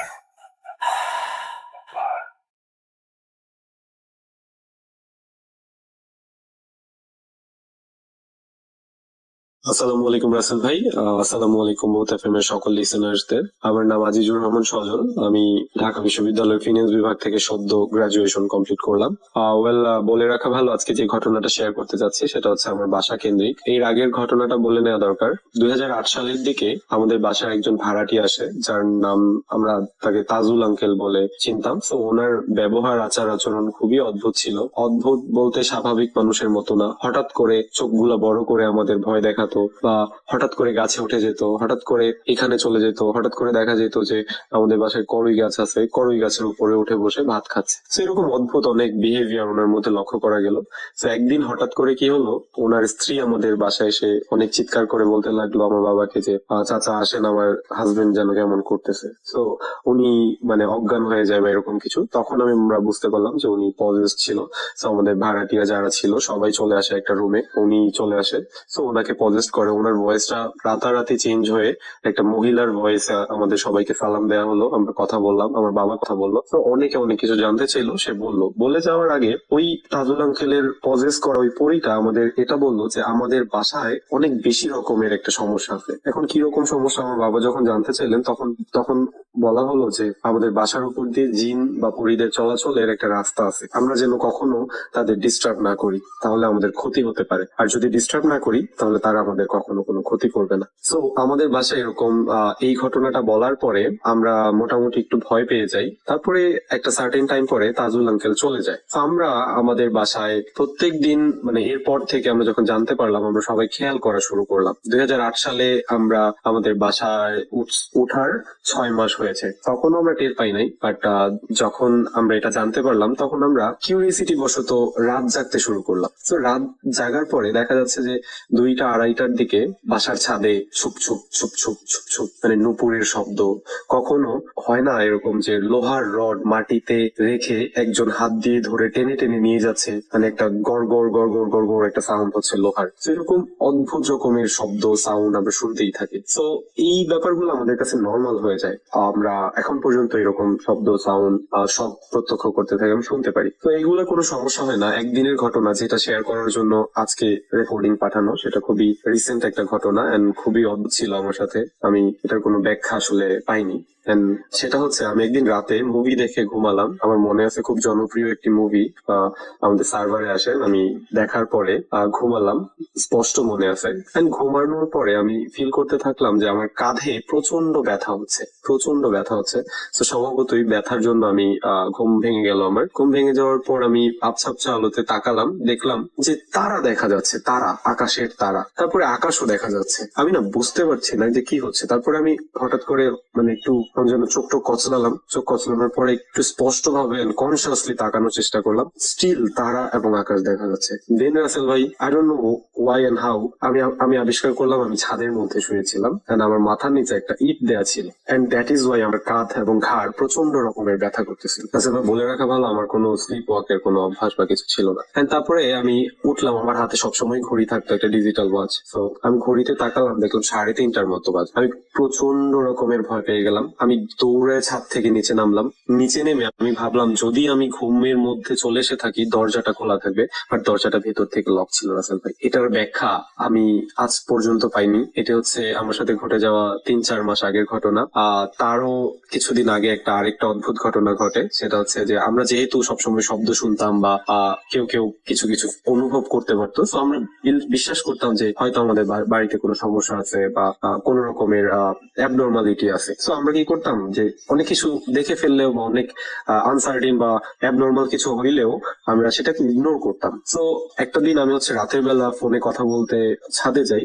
ইটস অলমোস্ট 1টা-1:30 এরকম বাজে। আমি ফোনে কথা বলতে যাই। তো ছাদে যাওয়ার পরে আমি কথা বলার 5 মিনিট পর দেখতে পেলাম কোনো বাতাস নাই, কিছু নাই। আমাদের ছাদের যে এক্সট্রা রড গুলা বা মানে উপরে আরেক তালা বাড়ানোর জন্য যে কিছু রড থাকে যেগুলা ইউজ করা হয় পরে যখন বাড়ি বানানো হবে, আরো বড় করা হবে, তো উপরের এই রড গুলা টং টং টং টং করে কাঁপতে থাকে, টং টং টং টং করে কাঁপতে থাকে, অনেক বেশি পরিমাণে কাঁপতে থাকে, যেটাকে স্বাভাবিক কাঁপুনি মনে হবে না, যে বাতাসের জন্য কাঁপছে। রাসেল ভাই, বিশ্বাস করবেন না, আমার ভেতরটা পুরো নড়ে উঠে। আমি ভয়ে জাস্ট কিছু করতে পারি না, জাস্ট ফোনের ওই পাশে আমি ফোনের মধ্যে এমন একটা ভাব করতে থাকি, ফোনে কথা বলতেই বলতে থাকি যে আর 5 মিনিট, আর 5 মিনিট পরেই চলে যাব। তো যখনই আমি বললাম যে আর 5 মিনিট পরে চলে যাব, শব্দ বা বাতাসের রড গুলা নড়া বন্ধ হয়ে গেল। আমি কথা বলতে থাকলাম। আমি যেহেতু বুঝতে পারলাম যে আমাদের বাসায় একটু মানে অ্যাবনর্মালিটি আছে বা আমাদের তো এখন পর্যন্ত কোনো ক্ষতি করে নাই, তো ওই ভরসায় আমি কথা বলতে থাকলাম। আমার খেয়াল ছিল না কতক্ষণ কথা বললাম। ঠিক 10 মিনিট বা 15 মিনিট পরে মানে আবার টং টং টং টং টং টং করে শব্দ শুরু হইল। তখন আমি রাসেল ভাই বুঝতে পারলাম যে আসলে আমার বুঝে এখন চলে যাওয়া উচিত। তো আমি কোনো কিছু করলাম না, ফোনটা পকেটে নিয়ে সুন্দর করে ছাদ থেকে নেমে চলে আসলাম। রাসেল ভাই, এছাড়াও আমাদের বাড়িতে অনেক রকমের ঘটনা, আরো কিছু প্রত্যক্ষ জিনিসপত্র হয়েছে। আজকে সময়ের অভাবে বলতে পারলাম না। যদি আমার ঘটনা আপনার একটু পছন্দ হয়ে থাকে, আপনি আমাকে কল করতে পারবেন বা আপনি আমাকে টেক্সট দিতে পারবেন। শুভকামনা ভূত এফএম-এর জন্য। Booth FM. The night comes alive. বিশ্বাস করা না করাটা আপনার ব্যাপার। Welcome back. সরি, এই অডিও ক্লিপটি আগের ছিল এবং আমরা সেটা কাটতেও পারছি না মাঝখানে। এখন সেটা বুঝতে পেরেছি, একটা প্রবলেম ছিল এখানে। সো যারা নতুন শুনেছেন তাদের জন্য তো কোনো কিছু বলার নাই, যারা পুরনো, যারা দ্বিতীয়বার শুনেন তাদের কাছে সরি বলছি। আমাদের সঙ্গে 3 জন আরো অতিথি এই মুহূর্তে যোগ দিয়েছেন। আমাদের ঘড়িতে সময় 1:10 আপনাদেরকে আরো একবার আমন্ত্রণ জানাচ্ছি ভূত এফএম এবং আরো একবার আমাদের দুটো ফেসবুক পেজ এবং আমাদের যে ইমেল অ্যাড্রেস সেটা একটু আপনাদেরকে জানিয়ে দিতে চাই। আমাদের ইমেল অ্যাড্রেস হচ্ছে bhutfm@radiofurti.fm। আমাদের Facebook page www.facebook.com/radiofurti and www.facebook.com/bhutfm.russell। আমরা চলে যাচ্ছি আমাদের আরো একজন নতুন অতিথির কাছে। আপনার নামটা প্লিজ একটু বলবেন, তারপর আপনার ঘটনায় যাবো আমরা। আসসালামু আলাইকুম রাসেল ভাই, আমি এরশাদ উত্তরা থেকে। জি। আমি আমার ঘটনায় চলে যাচ্ছি সরাসরি। রাসেল ভাই, আমরা যারা মানে হিউম্যান বিং, আমাদের তো অনেক প্যারানর্মাল ঘটনা আমাদের লাইফে হরহামেশা ঘটে, যেগুলো আমরা বলি। কিন্তু আমরা কেউ হয়তো দেখা যায় যে কুকুর পালি বা বিড়াল পালি, এদের লাইফেও কিন্তু প্যারানর্মাল ঘটনা মাঝে মধ্যে ঘটে। আমরা কিন্তু এটা নোটিস করি না। আমার বাসার একটা বিড়াল নিয়ে ঘটনাটা আমি বলতে চাচ্ছি লিসেনারদের জন্য। বিড়ালটা, ওর নাম ছিল জেনি। তো ওকে আমি নিয়ে আসছিলাম রোড থেকে। ও ইট ওয়াজ লাইক তখন হয়তো 1 মাস বয়স হবে ওর। একটা গাড়ি নিতে পড়তে যাচ্ছিল। তো তখন ওকে সেভ করে নিয়ে আসি। তো আমার বাসায় সাধারণত আমরা মানুষ খুব কম। আমি, আমার মা, বড় ভাইয়া, ভাবি, এই 4 জনই। তো তারপর এরা কেউ বিড়াল পছন্দ করতে, বা যাই হোক, আস্তে ধীরে এটা আস্তে আস্তে সবার মনোযোগ আকর্ষণ করে, কারণ ওর বিহেভিয়ারের জন্য। ও খুবই সফিস্টিকেটেড ছিল। সে তার টয়লেট হলে সে বাইরে গিয়ে করতো। এরকম করতে করতে প্রায় 5-6 মাস হয়ে গেল। তো একবার আমার ছোট ভাই আমার বাসায় আসলো, ওর সাথে ওর বাচ্চা, ওর ওয়াইফ আসছে, ওর বাচ্চাটা আসছে 3 বছর বয়স। শি ওয়াজ সো এক্সাইটেড বিড়ালটা দেখে, এবং সে বিড়ালটা ছাড়া ঘুমাবে না। বেসিক্যালি জেনি ঘুমোতো আমাদের কিচেন রুমের স্টোরে। ওর জন্য একটা টুকরির মধ্যে বিছানা করা ছিল। সে তার সময় হলে ওখানে গিয়ে ঘুমিয়ে পড়তো, এবং সকালবেলা যার মতো ওকে ফিডার দুধ খাওয়ানো হতো নর্মালি। তার মধ্যে কিছু স্পেশাল ব্যাপার ছিল, যেমন মাছটার মধ্যে যদি মাছ দিতাম খেতে, ওটাকে চটকায় সুন্দর করে লবণ টবণ দিয়ে দিতে হতো আর কি। এছাড়া সে খেত না। দুধটা ফিডারে দিলে খেত, এরকম। So C was so cute. তো যেদিন আমার ছোট ভাইয়ের মেয়ের নাম আইজা, ও আসার পরে ও ঘুমাবে না জেনিকে ছাড়া। তারপর কি করলাম, জেনিকে বারান্দায় রেখে আসলাম। তো আমার ছোট ভাইয়ের ওয়াইফ বললো যে ও জেনি চলে গেছে, তো বাসা নেই। Then she went for slip. তো সকালবেলা সাধারণত জেনিকে দুধ দিতাম। তো আমি বারান্দায় গেছি, অ্যাজ ইউজুয়াল সকালবেলা ঘুম থেকে উঠে ওর জন্য একটু দুধ গরম করে নিই, হালকা গরম করে নিয়ে বারান্দায় গেলাম। কিন্তু গিয়ে দেখি যে জেনি নেই, বারান্দায় নেই। ওর টুকরিটা উঠে দেখলাম তার মধ্যে অল্প কিছু ওর জাস্ট গায়ের পশম আর, বা ওর মনে হয় কানের অল্প একটু জাস্ট পরে, কোনো ব্লাড নেই, কিচ্ছু নেই ওখানে। I was so shocked. আমি প্রথমে ভাবছিলাম 4 তলা থেকে হয়তো পড়ে গেছে, কিন্তু যখন দেখলাম যে না, কিছু কিছু জিনিস পড়েছে, তখন বুঝলাম যে that was an accident, but কিছু একটা হয়েছে। সো আমি এটা বের করার জন্য আমি ওদিনকে সারাদিন ঘুরে আমাদের উত্তরার আশেপাশে থেকে একটা বিড়াল, একটু বড় সাইজের, ওটা আমি ম্যানেজ করলাম, এবং ওদিনকে রাত্রে ঠিক জেনিকে যেভাবে রেখেছিলাম ওভাবে ওকে রাখলাম। তো আমি বাচ্চাদের খেলার জন্য যে ছোট মশারি, তার মধ্যে কোনোভাবে ওটাকে ঢেকে আমি বারান্দায় এক কর্নারে জেনিকে রেখে দিয়েছি। জেনি না, যে নতুন যে বিড়ালটা নিয়ে আসছি, ওটাকে রাখলাম। আর আরেক কর্নারে আমি ওটার মধ্যে ঢুকে এয়ার গান নিয়ে বসেছিলাম, যে দেখেছি কি হয়। সো বসতে বসতে অনেক রাত হয়ে গেছে, লাইক 2 o'clock, মানে মোর দেন 2 o'clock, 2:45, 3টার মতো হয়ে গেছে। তো আমার একটু ঝিমুনিও লাগছিল। তো হঠাৎ করে ওই যে বিড়ালটা নিয়ে আসছিলাম, ও ডাকতে শুরু করছে। তখন আমি ভালো করে তাকলাম, দেখি যে আমাদের উত্তরের ওদিকে বিল্ডিং গুলো সাধারণত 6 তলা 7 তলা এরকম হয়। আর আমি যেখানে থাকি ওখানে বিল্ডিং গুলো কিন্তু ব্যাক টু ব্যাক, একটা বিল্ডিং এর পিছন দিক আর একটা আমাদের বিল্ডিং এর পিছন দিক সেম, ওর মধ্যে গ্যাপটা খুব কম। তখন দেখতে পেলাম যে একটা পাখি ইজ লাইক, আমরা তো চিল সবসময় দেখি, কিন্তু চিলের চেয়ে অনেক বড়, এবং এটা ঠোঁটটা ছিল আরো বড়। এবং ওটা কিভাবে গ্রিলের ফাঁক থেকে আসলো উইদাউট এনি সাউন্ড, যে সাউন্ডটা আমার কানে আসেনি। তো দেখলাম ওটা বিড়ালটার মানে প্রায় উপরে। তখন আমি করছি কি, ওই এটা দিয়ে আমি ওকে শুট করলাম, এর কানের মধ্যে গুলি ভরা ছিল, শুট করলাম। কিন্তু সে পড়ে গেল একবার, পড়ে গিয়ে সে উল্টা আমার দিকে মানে আসতে শুরু করছে। সে লাফায় আমার দিকে আসতে শুরু করছে। তখন আমি ঘরের মধ্যে ঢুকে আমার স্লাইডিংটা বন্ধ করে দিয়েছি। স্লাইডিং বন্ধ করে দেওয়ার পরে তার যে অবস্থা আমি দেখলাম, তার ঠোঁটটা ছিল অনেক বড়, এবং এই পাখি আমার জীবনে আমি কখনো দেখিনি, not even in image or কোথাও তার কোনো পিকচার, কোনো এই ধরনের পাখি আমি দেখিনি। তো স্লাইডিং ডোরের গ্লাসের মধ্যে সে ঠোকরাতে শুরু করছে এবং ইট ওয়াজ লাইক রেডিকিউলাস অনেক। তো আমি তাকে বিভিন্নভাবে ভয় দেখায়, সে যাচ্ছেই না। তারপর কি করলাম, বার্নিশ করা যে ওটার স্পিড ছিল বাসায়, ওই স্পিড আমার একটা গেঞ্জির মধ্যে ঢেলে ওটার মধ্যে আগুন ধরাই দিয়ে যেই ওটার সামনে নিলাম গ্লাসের এই পাশে দিয়ে, তখন রাস্তায় করে বের হয়ে গেল। তারপরে দেখলাম যে ও যে চলে যাওয়ার পর আমি আর কিছুক্ষণ ওয়েট করলাম যে এটা আবার ফিরে আসে কিনা, দেখলাম যে না, আর ফিরে আসেনি। পরের দিন ওই বিড়ালটাকে ছেড়ে দিলাম বাইরে। So it was my first story Russell ভাই।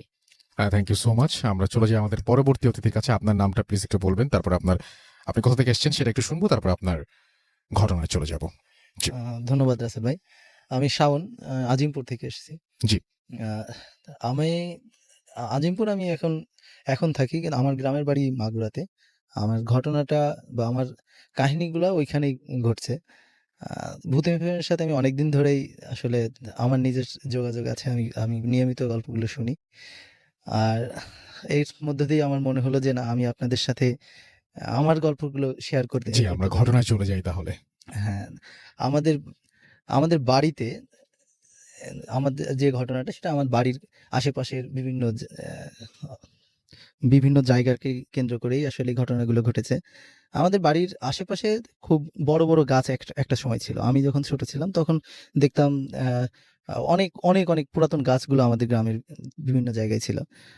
যেটা আমরা আমাদের বাড়িতে দেখেছি যে আমাদের বাড়ির একটা পারিবারিক গোরস্থান আছে এবং গোরস্থানের সাইড দিয়ে আপনার বড় বড় কাঁঠাল গাছ, আম গাছ, বাঁশবাগান, এমনকি বড় বড় দুটা তেঁতুল গাছও ছিল। আমাদের বাড়িতে চারপাশ দিয়ে যেভাবে গাছগাছালি ছিল, আমাদের বাড়িটা একটু উঁচু জায়গাতে। সেখানে দেখা যেত যে আপনার আহ, মাঝে একদমই সন্ধ্যার পরপরই একদমই চারপাশে অন্ধকার হয়ে আসতো। জি। মানে তেমন ভাবে আসতো না, সূর্যের আলোটা সেভাবে পৌঁছাতো না। এখন অবশ্য সেই জায়গাটা একটু চেঞ্জ আসছে, কিন্তু যখন এমন আমরা ছোটবেলায় ছিলাম, আমরা ওই আম গাছ বা আমের সময় আম বা কাঁঠালের সময় যে ঝড় টড় হতো, আমরা ওটা কুড়াইতে যাইতাম, এরকমের ব্যাপারগুলো হতো। এখন যে বিষয়গুলো আসলে আমরা ফেস করতে থাকলাম একটা সময়, যে মাঝে মাঝে দেখতাম যে আমাদের ওই আম কুড়াইতে গেলে ঝড় হচ্ছে, আম প্রচুর পরিমাণে আম পড়ছে, আমরা বুঝতে পারছি যে শব্দ হচ্ছে, আমরা যে দেখি যে আম নাই। ঘটনাটা কি, মানে এমন ভাবে কিছু কিছু ইয়াটা চলতে থাকে। আমরা তো এগুলো মনে করছি কেউ আশেপাশ থেকে এসে এগুলো কুড়াই নিয়ে যাচ্ছে। এরপর থেকে কিছু কিছু দিনে দেখা যেত কেউ আমার কোনো ভাই গেছে আম কুড়াইতে বা ওই ওই সাইড দিয়ে একটু হাঁটাচলা করতেছে, তারা কিছু কিছু শব্দ শুনতে পাচ্ছে এবং মনে হচ্ছে তাদের সাথে সাথে কেউ ঘুরছে এরকমের, বা আশেপাশে লেগে চলাচল করতেছে, এরকমের কিছু কিছু ঘটনা ঘটতে থাকে। কিন্তু এইগুলোকে অত বেশি বড় প্রায়োরিটি না দিলে পারেও তারপরেও কি থেকে আমাদের নিজেদের ভিতরই একটা অসুবিধা, মানে ছোট ছিলাম তো মনে হচ্ছিল যে কেন একটা ঝামেলা হচ্ছে কি না। একটা সময় দেখা যেত যে আমার আব্বু বা আমার চাচারা যদি এরকমের বড় বড় মাছ একটা সময় কিনে নিয়ে আসতো রাতের বেলায়, ওই দিন রাতেই প্রতিটা বাড়ি বা আমাদের ঘরেগুলোতেই দেখতাম যে টিনের চাল আপনার ইট পড়তেছে বা অন্য কিছু এসে লেগে খুব শব্দ করতেছে, এরকমের কিছু কিছু ঘটনা আস্তে আস্তে ঘটতে থাকে। তো এরকমের আমি যেমন একদিন ঘুমিয়ে আছি, হঠাৎ করে রাতের বেলায় আপনার ঘুম ভেঙে গেছে। আমাদের তখন ঘরগুলো আপনার বেড়ার ঘর ছিল, ফাঁকা জায়গাতে। এই জায়গাটায় আপনার দেখা যেত যে আমি হঠাৎ করে একদিন ঘুম ভেঙে উঠছি। আমার এই ফাঁকা জায়গা দিয়ে আমি হঠাৎ করে চোখ গেছে। যাওয়ার পরে দেখি যে কেউ একজন এসে তখন আনুমানিক রাত ৩টা বাজবে এমন একটা সময়। জি। আমাদের হঠাৎ করে দেখি যে কেউ একজন এসে আমার সামনে বেশি দাঁড়ালো। পিঠ মোড়া দিয়ে, পিঠের দিক থেকে দেখছি। সাদা ড্রেস পরা।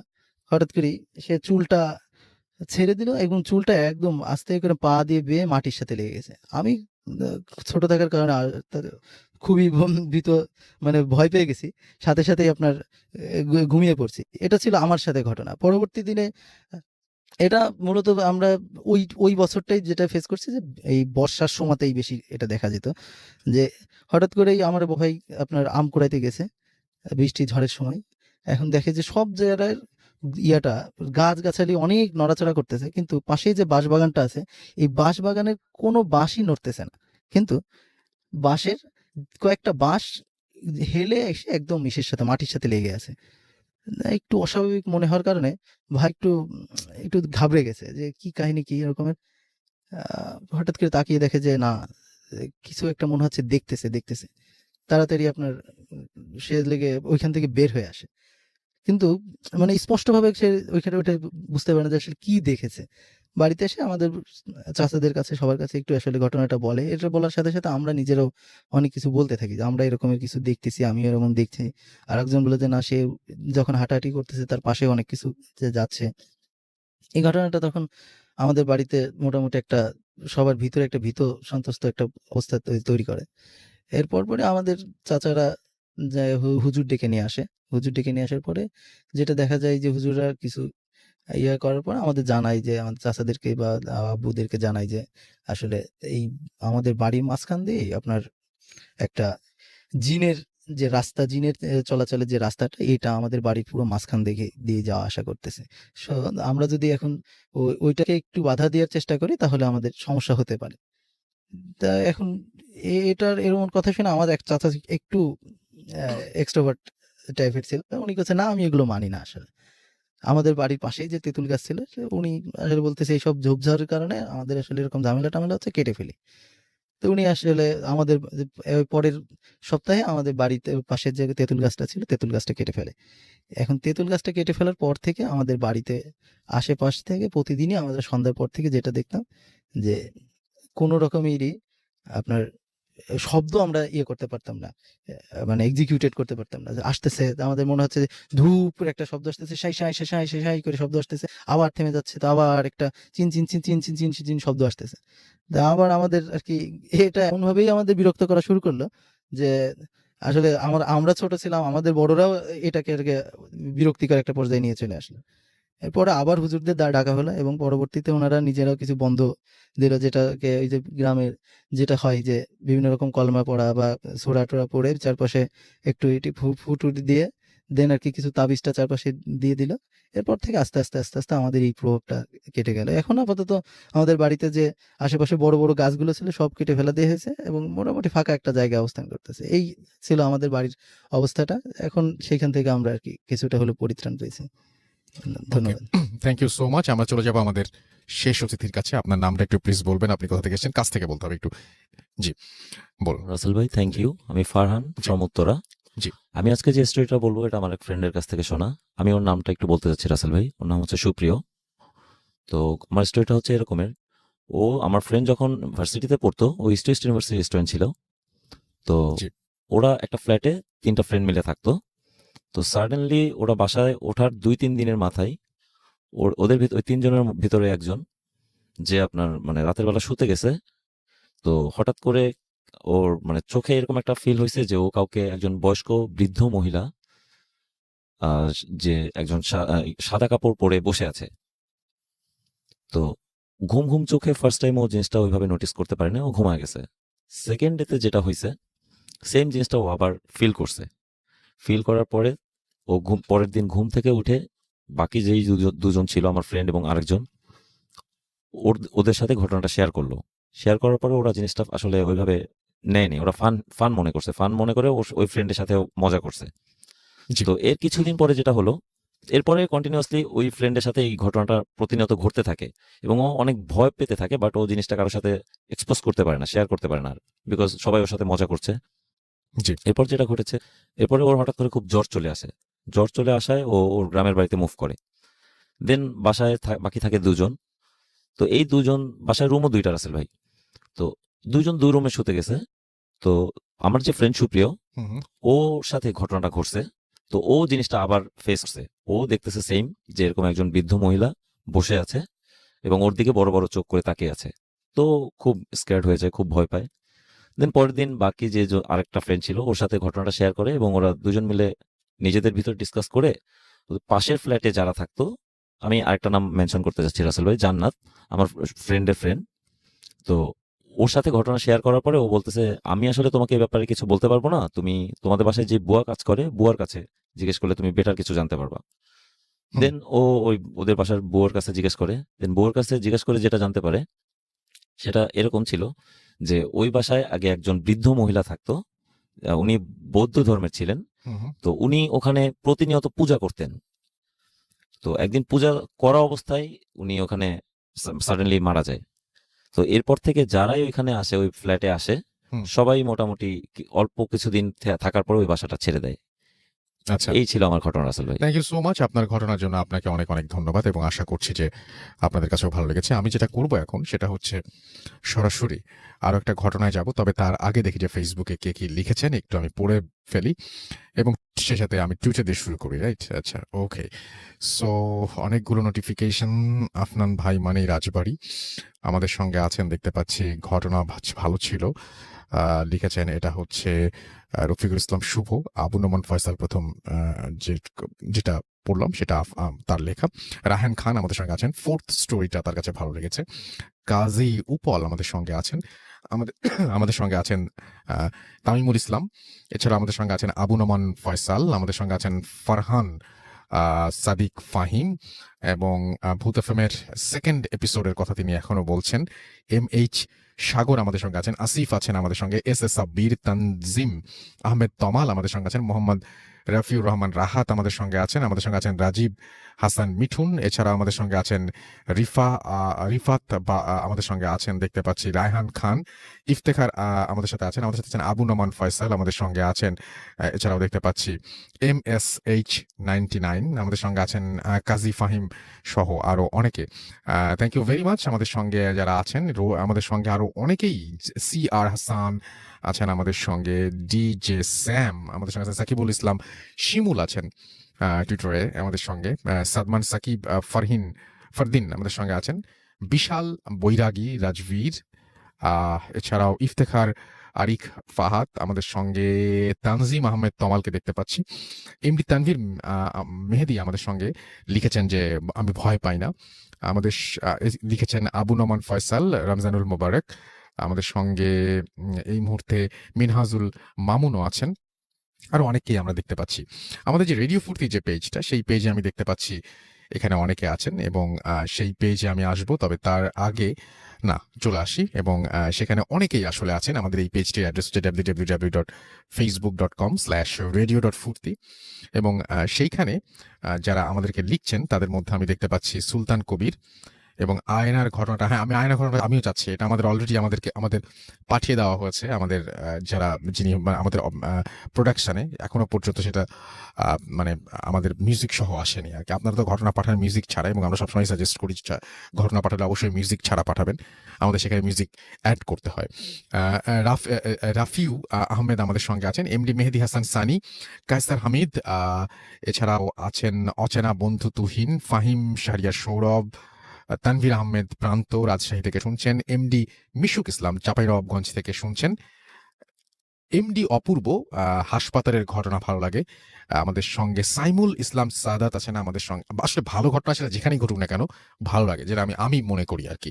সুলতানা কবির আমাদের সঙ্গে এই মুহূর্তে আছেন, হৃদয় আছেন, সাইদ আহমেদ আমাদের সঙ্গে, সুনীল দাস, এছাড়াও জুনায়েদ ইভান, তানভীর আহমেদ প্রান্ত, সাইদ আহমেদ জুবায়ের সহ আরো অনেককে দেখতে পাচ্ছি, শরৎ জাহাঙ্গীর, MD আরিফ হোসাইন, রকিবুল ইমতিয়াজ, শাখাওয়াত হুসেন শিমুল, আদিল ইসলাম, MD জোবায়েদ আলম সহ আরো অনেককে দেখতে পাচ্ছি আমাদের এইখানে। এবং ভূত এফএমের যে পেজটা রয়েছে সেখানে আমি অনেককে দেখতে পাচ্ছি এবং এই মুহূর্তে আছেন দেখতে পাচ্ছি MD মাসুম পারভেজ আছেন আমাদের সঙ্গে, ইমরান H সৌরভ, S শরীফুজ্জামান, সিল্কি শিমুল আমাদের সঙ্গে, পল্লব শাহরিয়ার, তাহরিমা ইসলাম, MD মেহেদি Pratyay De, Roza Akhtar, MD Masum, S Sharifuzzaman, Zubair Ahmed Romeo, Akash K Banik, MD Mehedi Hasan, Mahin Momtaz, SH Sagar সহ আরো অনেকে আমি এই মুহূর্তে দেখতে পাচ্ছি। তো যাই হোক, আমরা যেটা করব সেটা হচ্ছে সরাসরি এখন আরেকটা ঘটনায় চলে যাব এবং এই ঘটনাটি আমাদের একজন পাঠিয়েছেন এবং তিনি যদি তার নামটা বলার পারমিশন দেন ডেফিনেটলি আমরা তার নামটাও আপনাদেরকে জানিয়ে দিব এবং তিনি যেভাবে লিখেছেন আমি সেইভাবেই ঘটনাটি আপনাদেরকে পড়ে শোনানোর চেষ্টা করছি। আসসালামু আলাইকুম রাসেল ভাই, আমি নাজমুল হুদা ফ্রম কয়রা, খুলনা। আমি বর্তমানে খুলনা BL কলেজের ইংরেজি বিভাগের প্রথম বর্ষের ছাত্র। আপনি তো ভালোর দলেই, তাই আপনাকে ভালো মন্দ জিজ্ঞেস করলাম না। আমি ভূত এফএমের একজন নিয়মিত লিসেনার। আজ আমি আপনাকে যে ঘটনাটি বলতে যাচ্ছি সেটি আমার পাশের বাসার আপার সাথে বাস্তব ঘটে যাওয়া একটি ঘটনা। বলে রাখা ভালো যে আমাদের সেই পাশের বাসার আপুটি বিবাহিত। এবার আমি সরাসরি ঘটনায় চলে যাচ্ছি। আমার আপার বাড়ি জামালপুর, আর সেই আপুটার সাথে মাঝে মধ্যে দুলাভাইয়ের সাথে ঝগড়া হতো। কিন্তু তেমনই একদিন আপুর সাথে দুলাভাইয়ের ঝগড়া হয়, কিন্তু সেদিন ঝগড়ার মাত্রাটা একটু বেশি হয়। তাই আপু সিদ্ধান্ত নেয় যে গলায় ফাঁসি দিয়ে আত্মহত্যা করবে। যেই কথা সেই কাজ, সে দড়ি নিয়ে গেল তার বাসার পাশে একটি বাগানে। বলা যেতে পারে সেটা একটা ছোট জঙ্গল। সে জঙ্গলে একা একা দড়ি নিয়ে চলে যায়। সে একটা গাছের সাথে দড়ি বেঁধেও ফেলে, আত্মহত্যা করার জন্য প্রিপারেশন নিচ্ছে। ঠিক তখন তার মনে হলো যে একটা ছোট্ট 2 মাস বয়সের মেয়ে আছে, মনে করলো আমি তো মারা যাবো, আবার শেষবারের মতো বাচ্চাটাকে একটু দুধ খাইয়ে আসি, আর তো কোনোদিন খাওয়াতে পারবো না। তাই ভেবে সে বাসায় চলে যায় এবং বাচ্চাটিকে দুধ খাওয়ায়। তারপর কেন যেন মনে হলো তার বাচ্চাটিকে একটু গোসল করিয়ে যায়। সে বাচ্চাটিকে গোসলও করালো। তারপর বাচ্চাটাকে আবার খাইয়ে ঘুম পাড়ালো। বাচ্চাটি যখন ঘুমিয়ে পড়ল, তখন সে আবার সেই আত্মহত্যা করার জন্য প্রিপারেশন নিল। ঠিক তখন তার কাছে দুলাভাইয়ের কল আসে। সে প্রথম মনে করে কলটি রিসিভ করবে না, কিন্তু সে কি যেন মনে করে কলটি রিসিভ করে। তখন দুলাভাই অনেক কান্নাকাটি করে এবং বলে যে তার ভুল হয়েছে, সে যেন তার ওপর থেকে সব অভিমান ভুলে যায়। যাই হোক, আপাও সেটা মেনে নেয়। তারপর ডিসাইড করে যে সে সুইসাইড করবে না। কিন্তু এবার ঘটল আসল ঘটনা। সে তারপর থেকে প্রতিটা মুহূর্তে শুনতে পায় যে কে যেন তাকে বারবার ডাকে, আয়, আসলি না কেন, দেরি হয়ে যাচ্ছে, তোর জন্য আমি আর কতক্ষণ ওয়েট করব, ইত্যাদি। সে একই কথা শুনতে শুনতে বিরক্ত হয়ে ওঠে। সে ডিসাইড করে সে ওইখানে যাবে। যেমন কথা তেমন কাজ, আপু সেইখানে যায়, আর সেইখানে দেখতে পায় যে দড়িটা এখনো ঝুলছে। বলে রাখা ভালো যে আপু যাওয়ার সময় একটি ধারালো দা নিয়ে যায়। সে কিছু না ভেবে দা দিয়ে দড়িটা এক টুকরো করে কেটে ফেলে, কয়েক টুকরো করে কেটে ফেলে। ঠিক তখনই সে দেখতে পেল যে দড়িগুলো সে কেটেছিল সেগুলোর প্রতিটি থেকে রক্ত বের হচ্ছে। তাই দেখে সে খুব ভয় পেয়ে যায়। সে ডিসাইড করলো যে সে দৌড় দেবে। সে দৌড় দিতে গিয়ে কিছুতে বেঁধে পড়ে যায়, আর সে দেখতে পায় দড়ির যে অংশটা রয়ে গেছে তা থেকে অনর্গল রক্ত পড়ছে, আর কিসের একটা যেন চিৎকার শোনা যাচ্ছে। তাই শুনে সে সেন্সলেস হয়ে যায়। তারপর তার জ্ঞান ফিরে আসে। সে দেখে যে সে বাসায় শুয়ে আছে। যখন সে জানতে পারে তাকে অনেকক্ষণ ধরে খুঁজে পাওয়া যাচ্ছিল না, একটা সময় তাকে ওই জঙ্গলে খুঁজে পাওয়া যায়। তারপর তার কাছে বিষয়টা জানতে চাইলে সে তাদেরকে অন্য কিছু বলে বুঝিয়ে দেয়। তো এই ছিল আমার পাশের বাসার আপুর সাথে ঘটে যাওয়া একটা বাস্তব ঘটনা। ঘটনাটি ভালো লাগলে শেয়ার করবেন। সবাইকে আমার সালাম জানিয়ে শেষ করছি। তো এই ছিল ঘটনা, এবং আশা করছি যে এই ঘটনাটি আপনাদের ভালো লেগেছে। আমাদের আরো একজন অতিথি, তিনি তার আর একটা ঘটনা বাকি আছে, সেই ঘটনাটা আমি একটু আপনাদেরকে বলতে চাই, এবং সেই ঘটনাটি ছোট্ট করে বলবেন। আমাদের হাতে সময়ও খুব কম, আমরা ছোট্ট করে আপনার ঘটনাটি শুনে আসবো। জি বলুন। আসসালামু আলাইকুম listeners, this is Shahed again. Rasel ভাই, আমি যেহেতু একজন হোটেলিয়ার এবং প্রি ওপেনিং হোটেলগুলোতে কাজ করি, আমি স্পেসিফিকলি আপনার স্পেসটা বলতে চাচ্ছি না এবং হোটেলের নামটাও বলতে চাচ্ছি না সঙ্গত কারণেই, কারণ it was a pre opening hotel somewhere in Bangladesh. তো এই ঘটনাটা ঘটেছে আপনার 2016 অক্টোবরে। তখন আমাদের একটা টিম, আমরা একটা হোটেল, ইসে 3 স্টার হোটেল, ওটা ওপেন করতে গেলাম। যাওয়ার পরে সফট ওপেনিং হয়ে গিয়েছে। তখন টোটাল হোটেলের রুম ছিল আপনার 56 রুমস ওয়াজ ওপেনিং। আমরা প্রি ওপেন করলাম 56 রুমের মধ্যে 30টা আমরা ওপেন করলাম সফট ওপেনিংয়ে। আরগুলো ছোটো ছোটো কাজ চলতেছিল, ডেকোরেশন চলতেছিল। এর মধ্যে গেস্ট আসাও শুরু হচ্ছে, বিকজ ইট ওয়াজ এ মফস্বল টাউনই বলবো, যদিও ডিভিশন, বাট মফস্বল টাউন বলবো। ওই টাউনে it was like a great hotel, মানে সবচেয়ে পশ হোটেল ছিল ওটা। তো তখন ওই হোটেলের 3 তলাতে, তা ওপেনিংয়ের 4 দিন পরে 3 তলাতে একজন ফ্রেঞ্চ মহিলা আসে 306 এই নাম্বার রুমে। হোটেলটা রুমগুলো ছিল আপনার ঢুকলে আপনার বাঁ দিকে লকার, ডান দিকে টয়লেট, দেন মেইন রুমের বাঁ দিকে বেড, আর ডান দিকটা ছিল পুরো ওপেন এবং স্লাইডিং ডোর ছিল। স্লাইডিং ডোরগুলো লক করা ছিল। তো মহিলা বাংলাদেশের একটা রিনাউন্ড এনজিওতে কাজ করতেন। তার কাজ ছিল ভোলার দিকে কাজ ছিল, ওখানকার চরে এক মহিলাদের কি একটা করতেন উনি। তো ওই মহিলা চেক ইন করে হোটেলে লাইক ইস 10 o'clock নাইট।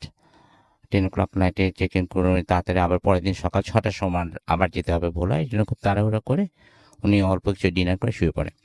তো প্রি ওপেনিং হোটেলের রাতে I was the operation manager over there. তো ওখানে আমরা করতাম কি কিছু সাজানো গুছানোগুলো বা কোথায় কোনটা হবে, কিছু কিছু কাজ বাকি থাকে, ওগুলো আমরা মিড নাইটে করতাম। হ্যাঁ, তখন মানে কাজের পরিবেশ ভালো থাকতো, গেস্টের ইয়ে থাকতো না। তো আমি ছিলাম, আমাদের সাথে হাউসকিপিং এর লোকজন ছিল, রেস্টুরেন্টের কিছু ছিল, প্লাস জিএমও ছিল ওদিনকে। তো আমাদের that was our final day ডেকোরেশনের বা আমাদের সেট আপের। সাডেনলি আমরা সেই 3 তলা থেকে শুনতে পাই যে হেল্প হেল্প। ওই মহিলা উনি দৌড়ে আসতেছিলেন, মানে ওনার লিফট ইউজ করার টাইম পাননি, উনি সিঁড়ি দিয়ে নাইট গাউন পরা অবস্থায় সে ছুটেতে আসতে, তার চোখ মুখ দেখে মানে আতঙ্কে তার চোখ টোক বিস্ফোরিত, শুধু বলতেছে প্লিজ হেল্প মি, সামবডি কাম। তখন আমরা তাকে যখন লবিতে এসে বললো somebody in my room, please আমার সাথে তোমরা আসো, আসো দেখো আমার রুমে কেউ আছে। তখন রুমে কিভাবে থাকবে? তো জিএম তাকে জিজ্ঞেস করলো যে এটা তো হাইলি সিকিউরড, আমাদের সিসি ক্যামেরা আছে চারিদিকে, আপনার রুমে তো কেউ যায়নি, আর ওই ফ্লোরে অলরেডি আমাদের আরো 3-4 জন গেস্ট আছে। কেননা প্লিজ, সে কোনো কথা শুনতে রাজি না, সে মানে she was so excited and so afraid. সে আমাদের ওকে ফাইন, আমি আমার জিএম আরো 2-3 জন আমরা তার সাথে রুমে গেলাম, গিয়ে দেখি রুম খুলে দেখলাম যে কিছুই নেই, জাস্ট কিছুই নেই অ্যাজ ইউজুয়াল। তখন বললাম কোথায় কে? বলে এখানে না, বাইরে। তো যে সাইডটাতে মানে রুমে ঢুকে মেইন রুমটার মধ্যে ঢুকলে হাতের ডান দিকে স্লাইডিং ইয়েটা ছিল, তার পাশে যে সানসেট, সে বাইরে দিকে দেখাচ্ছে, তো বাইরে দিকে তো কিছু নেই। তো আমাদের সিকিউরিটি ম্যানেজার যে ইনচার্জ যে ছিল তার কাছে টর্চ ছিল, সে মেরে দেখলো চারিদিকে, ওখানে নাইট কার্টেন সরানো, নাইট কার্টেনের পর পাতলা একটা আপনার পর্দা, ওটা সরালাম, আমি সরাই দেখলাম সবাই বেসিক্যালি স্লাইডিং ডোরগুলো যে লক করা। তখন মহিলাকে বসলাম, তাকে পানি কারণ বললাম যে কী হয়েছে, তুমি ঘটনাটা বলো। তখন সে বলতেছে আমি তো ডিপ স্লিপে ছিলাম, সাডেনলি শুনতেছি যে আমাকে somebody was knocking that sliding door. তো প্রথমে আমি শুনিনি, তারপর আরো জোরে জোরে নক করতেছে। তখন আমি ভাবছিলাম মানে হোটেলের কেউ, আমি প্রথমে ভাবছি যে ডোর নক করতে, তারপরে দেখলাম না, ডোর না, স্লাইডিং ডোর। উনি এবার করেছে কি, নাইট কার্টেনটা দিলে তো মনে করেন আপনার পুরো রুমটা তো অন্ধকার হয়ে যায়, বাট উনি নাইট কার্টেনটা সরিয়ে, নাইট কার্টেনের পরে যে আরেকটা আপনার সাদা একটা ফিনি একটা পর্দা ছিল, ওটাকে রেখে জাস্ট মুনলাইট আসার জন্য রুমের মধ্যে। তো ওখানে দেখলে এক মহিলার অবয়ব, সে মহিলাটা একটা গাউন পরে আছে, সাদা গাউন পরা মহিলা স্লাইডিং ডোরের মধ্যে নক করতেছে। তো ওনার মাথায় তখন আসে নাই যে উনি ফ্রন্ট অফিসে ফোন করবে বা সিকিউরিটিকে ফোন করবে। সে মনে হচ্ছে সামবডি হয়তো পাশের রুমে কেউ আসছে অনেক ডাকতেছে, উনি নিজে থেকে উঠে গিয়ে ওটা খুলতে গেছে এবং দেখতেছি যখন ওটার কাছে গিয়েছে, আপনি যখন স্লাইডিং ডোরটার কাছে গেল, জিজ্ঞেস হু আর ইউ, তো what you are doing here at midnight. তো মহিলা তখন তার দিকে ফিরে তাকাচ্ছে, তখন উনি দেখলো যে মহিলা নাইট গাউন পরা আছে ঠিকই, লম্বা, সে নাকি লম্বা অলমোস্ট 6 ফিট, কিন্তু তার যেখানে মুখটা ছিল ওখানে কিছুই নেই, শুধু মুখের অবয়ব, কিন্তু পুরোটা হোল অ্যান্ড ডার্ক। এটা দেখে she was so excited and afraid. এটা দেখে সে দৌড়ায় নিচে নামছে হেল্প বলতে বলতে। তারপরে এখন সে বলতে আমি এখানে থাকবো না, আমাকে অন্য রুম দাও। তারপর বলতেছে না, আমাকে একজন সাথে, আমি ঘুমাবো, আর কালকে অনেক বড় প্রোগ্রাম আছে। তারপর বিইং অ্যান অপারেশন ম্যানেজার, আমি ওই রুমই তার সোফার মধ্যে বসে থাকলাম। উনি 5টা পর্যন্ত ঘুমালেন, ঘুমে 5টাতে ওয়েক আপ কল ছিল, উঠলো এবং সকালবেলা নর্মাল এসে চেক আউট হয়ে গেল। এটা হচ্ছে মাই সেকেন্ড স্টোরি রাসেল ভাই। থ্যাংক ইউ সো মাচ, আপনার ঘটনার জন্য আপনাকে অনেক ধন্যবাদ। আজকে আমরা যে এতক্ষণ পর্যন্ত যে ঘটনাগুলো শোনালাম আপনাদেরকে, আশা করছি যে সেই ঘটনাগুলো আপনাদের ভালো লেগেছে এবং সময়ও শেষ হয়ে আসছে। আমরা আজকের মতো এখানে শেষ করতে চাই। কথা হবে আবারও আগামী শুক্রবার ঠিক একই সময়ে, এবং তার আগে জানিয়ে দিই আমাদের ইমেল অ্যাড্রেস হচ্ছে bhutfm@240.fm, which is bhwtfm@radio.fm, তার নাম, ঠিকানা এবং ফোন নাম্বার সহ আপনার জীবনে ঘটে যাওয়া বা আপনার জানা সেরা ঘটনা লিখে পাঠিয়ে দিন আমাদের কাছে। ঘটনার শুরুতে অবশ্যই উল্লেখ করুন যে ঘটনাগুলো আপনি স্টুডিওতে এসে শেয়ার করতে চান, নাকি আপনি চান আপনাদের ঘটনাগুলো আমরা পড়ে শোনাই। যারা দেশের বাইরে আছেন তারা সরাসরি অডিও ক্লিপ পাঠাতে পারেন বা লিখেও পাঠাতে পারেন আমাদেরকে। চলে যাব আজকের মতো, ফিরে আসবো আবার আগামী শুক্রবার ইনশাআল্লাহ। সেই পর্যন্ত সবাই ভালো থাকুন, সুস্থ থাকুন, সুন্দর থাকুন, মোস্ট ইম্পর্টেন্টলি ফুর্তিতে থাকুন। টাটা। Radio Futi 88 FM.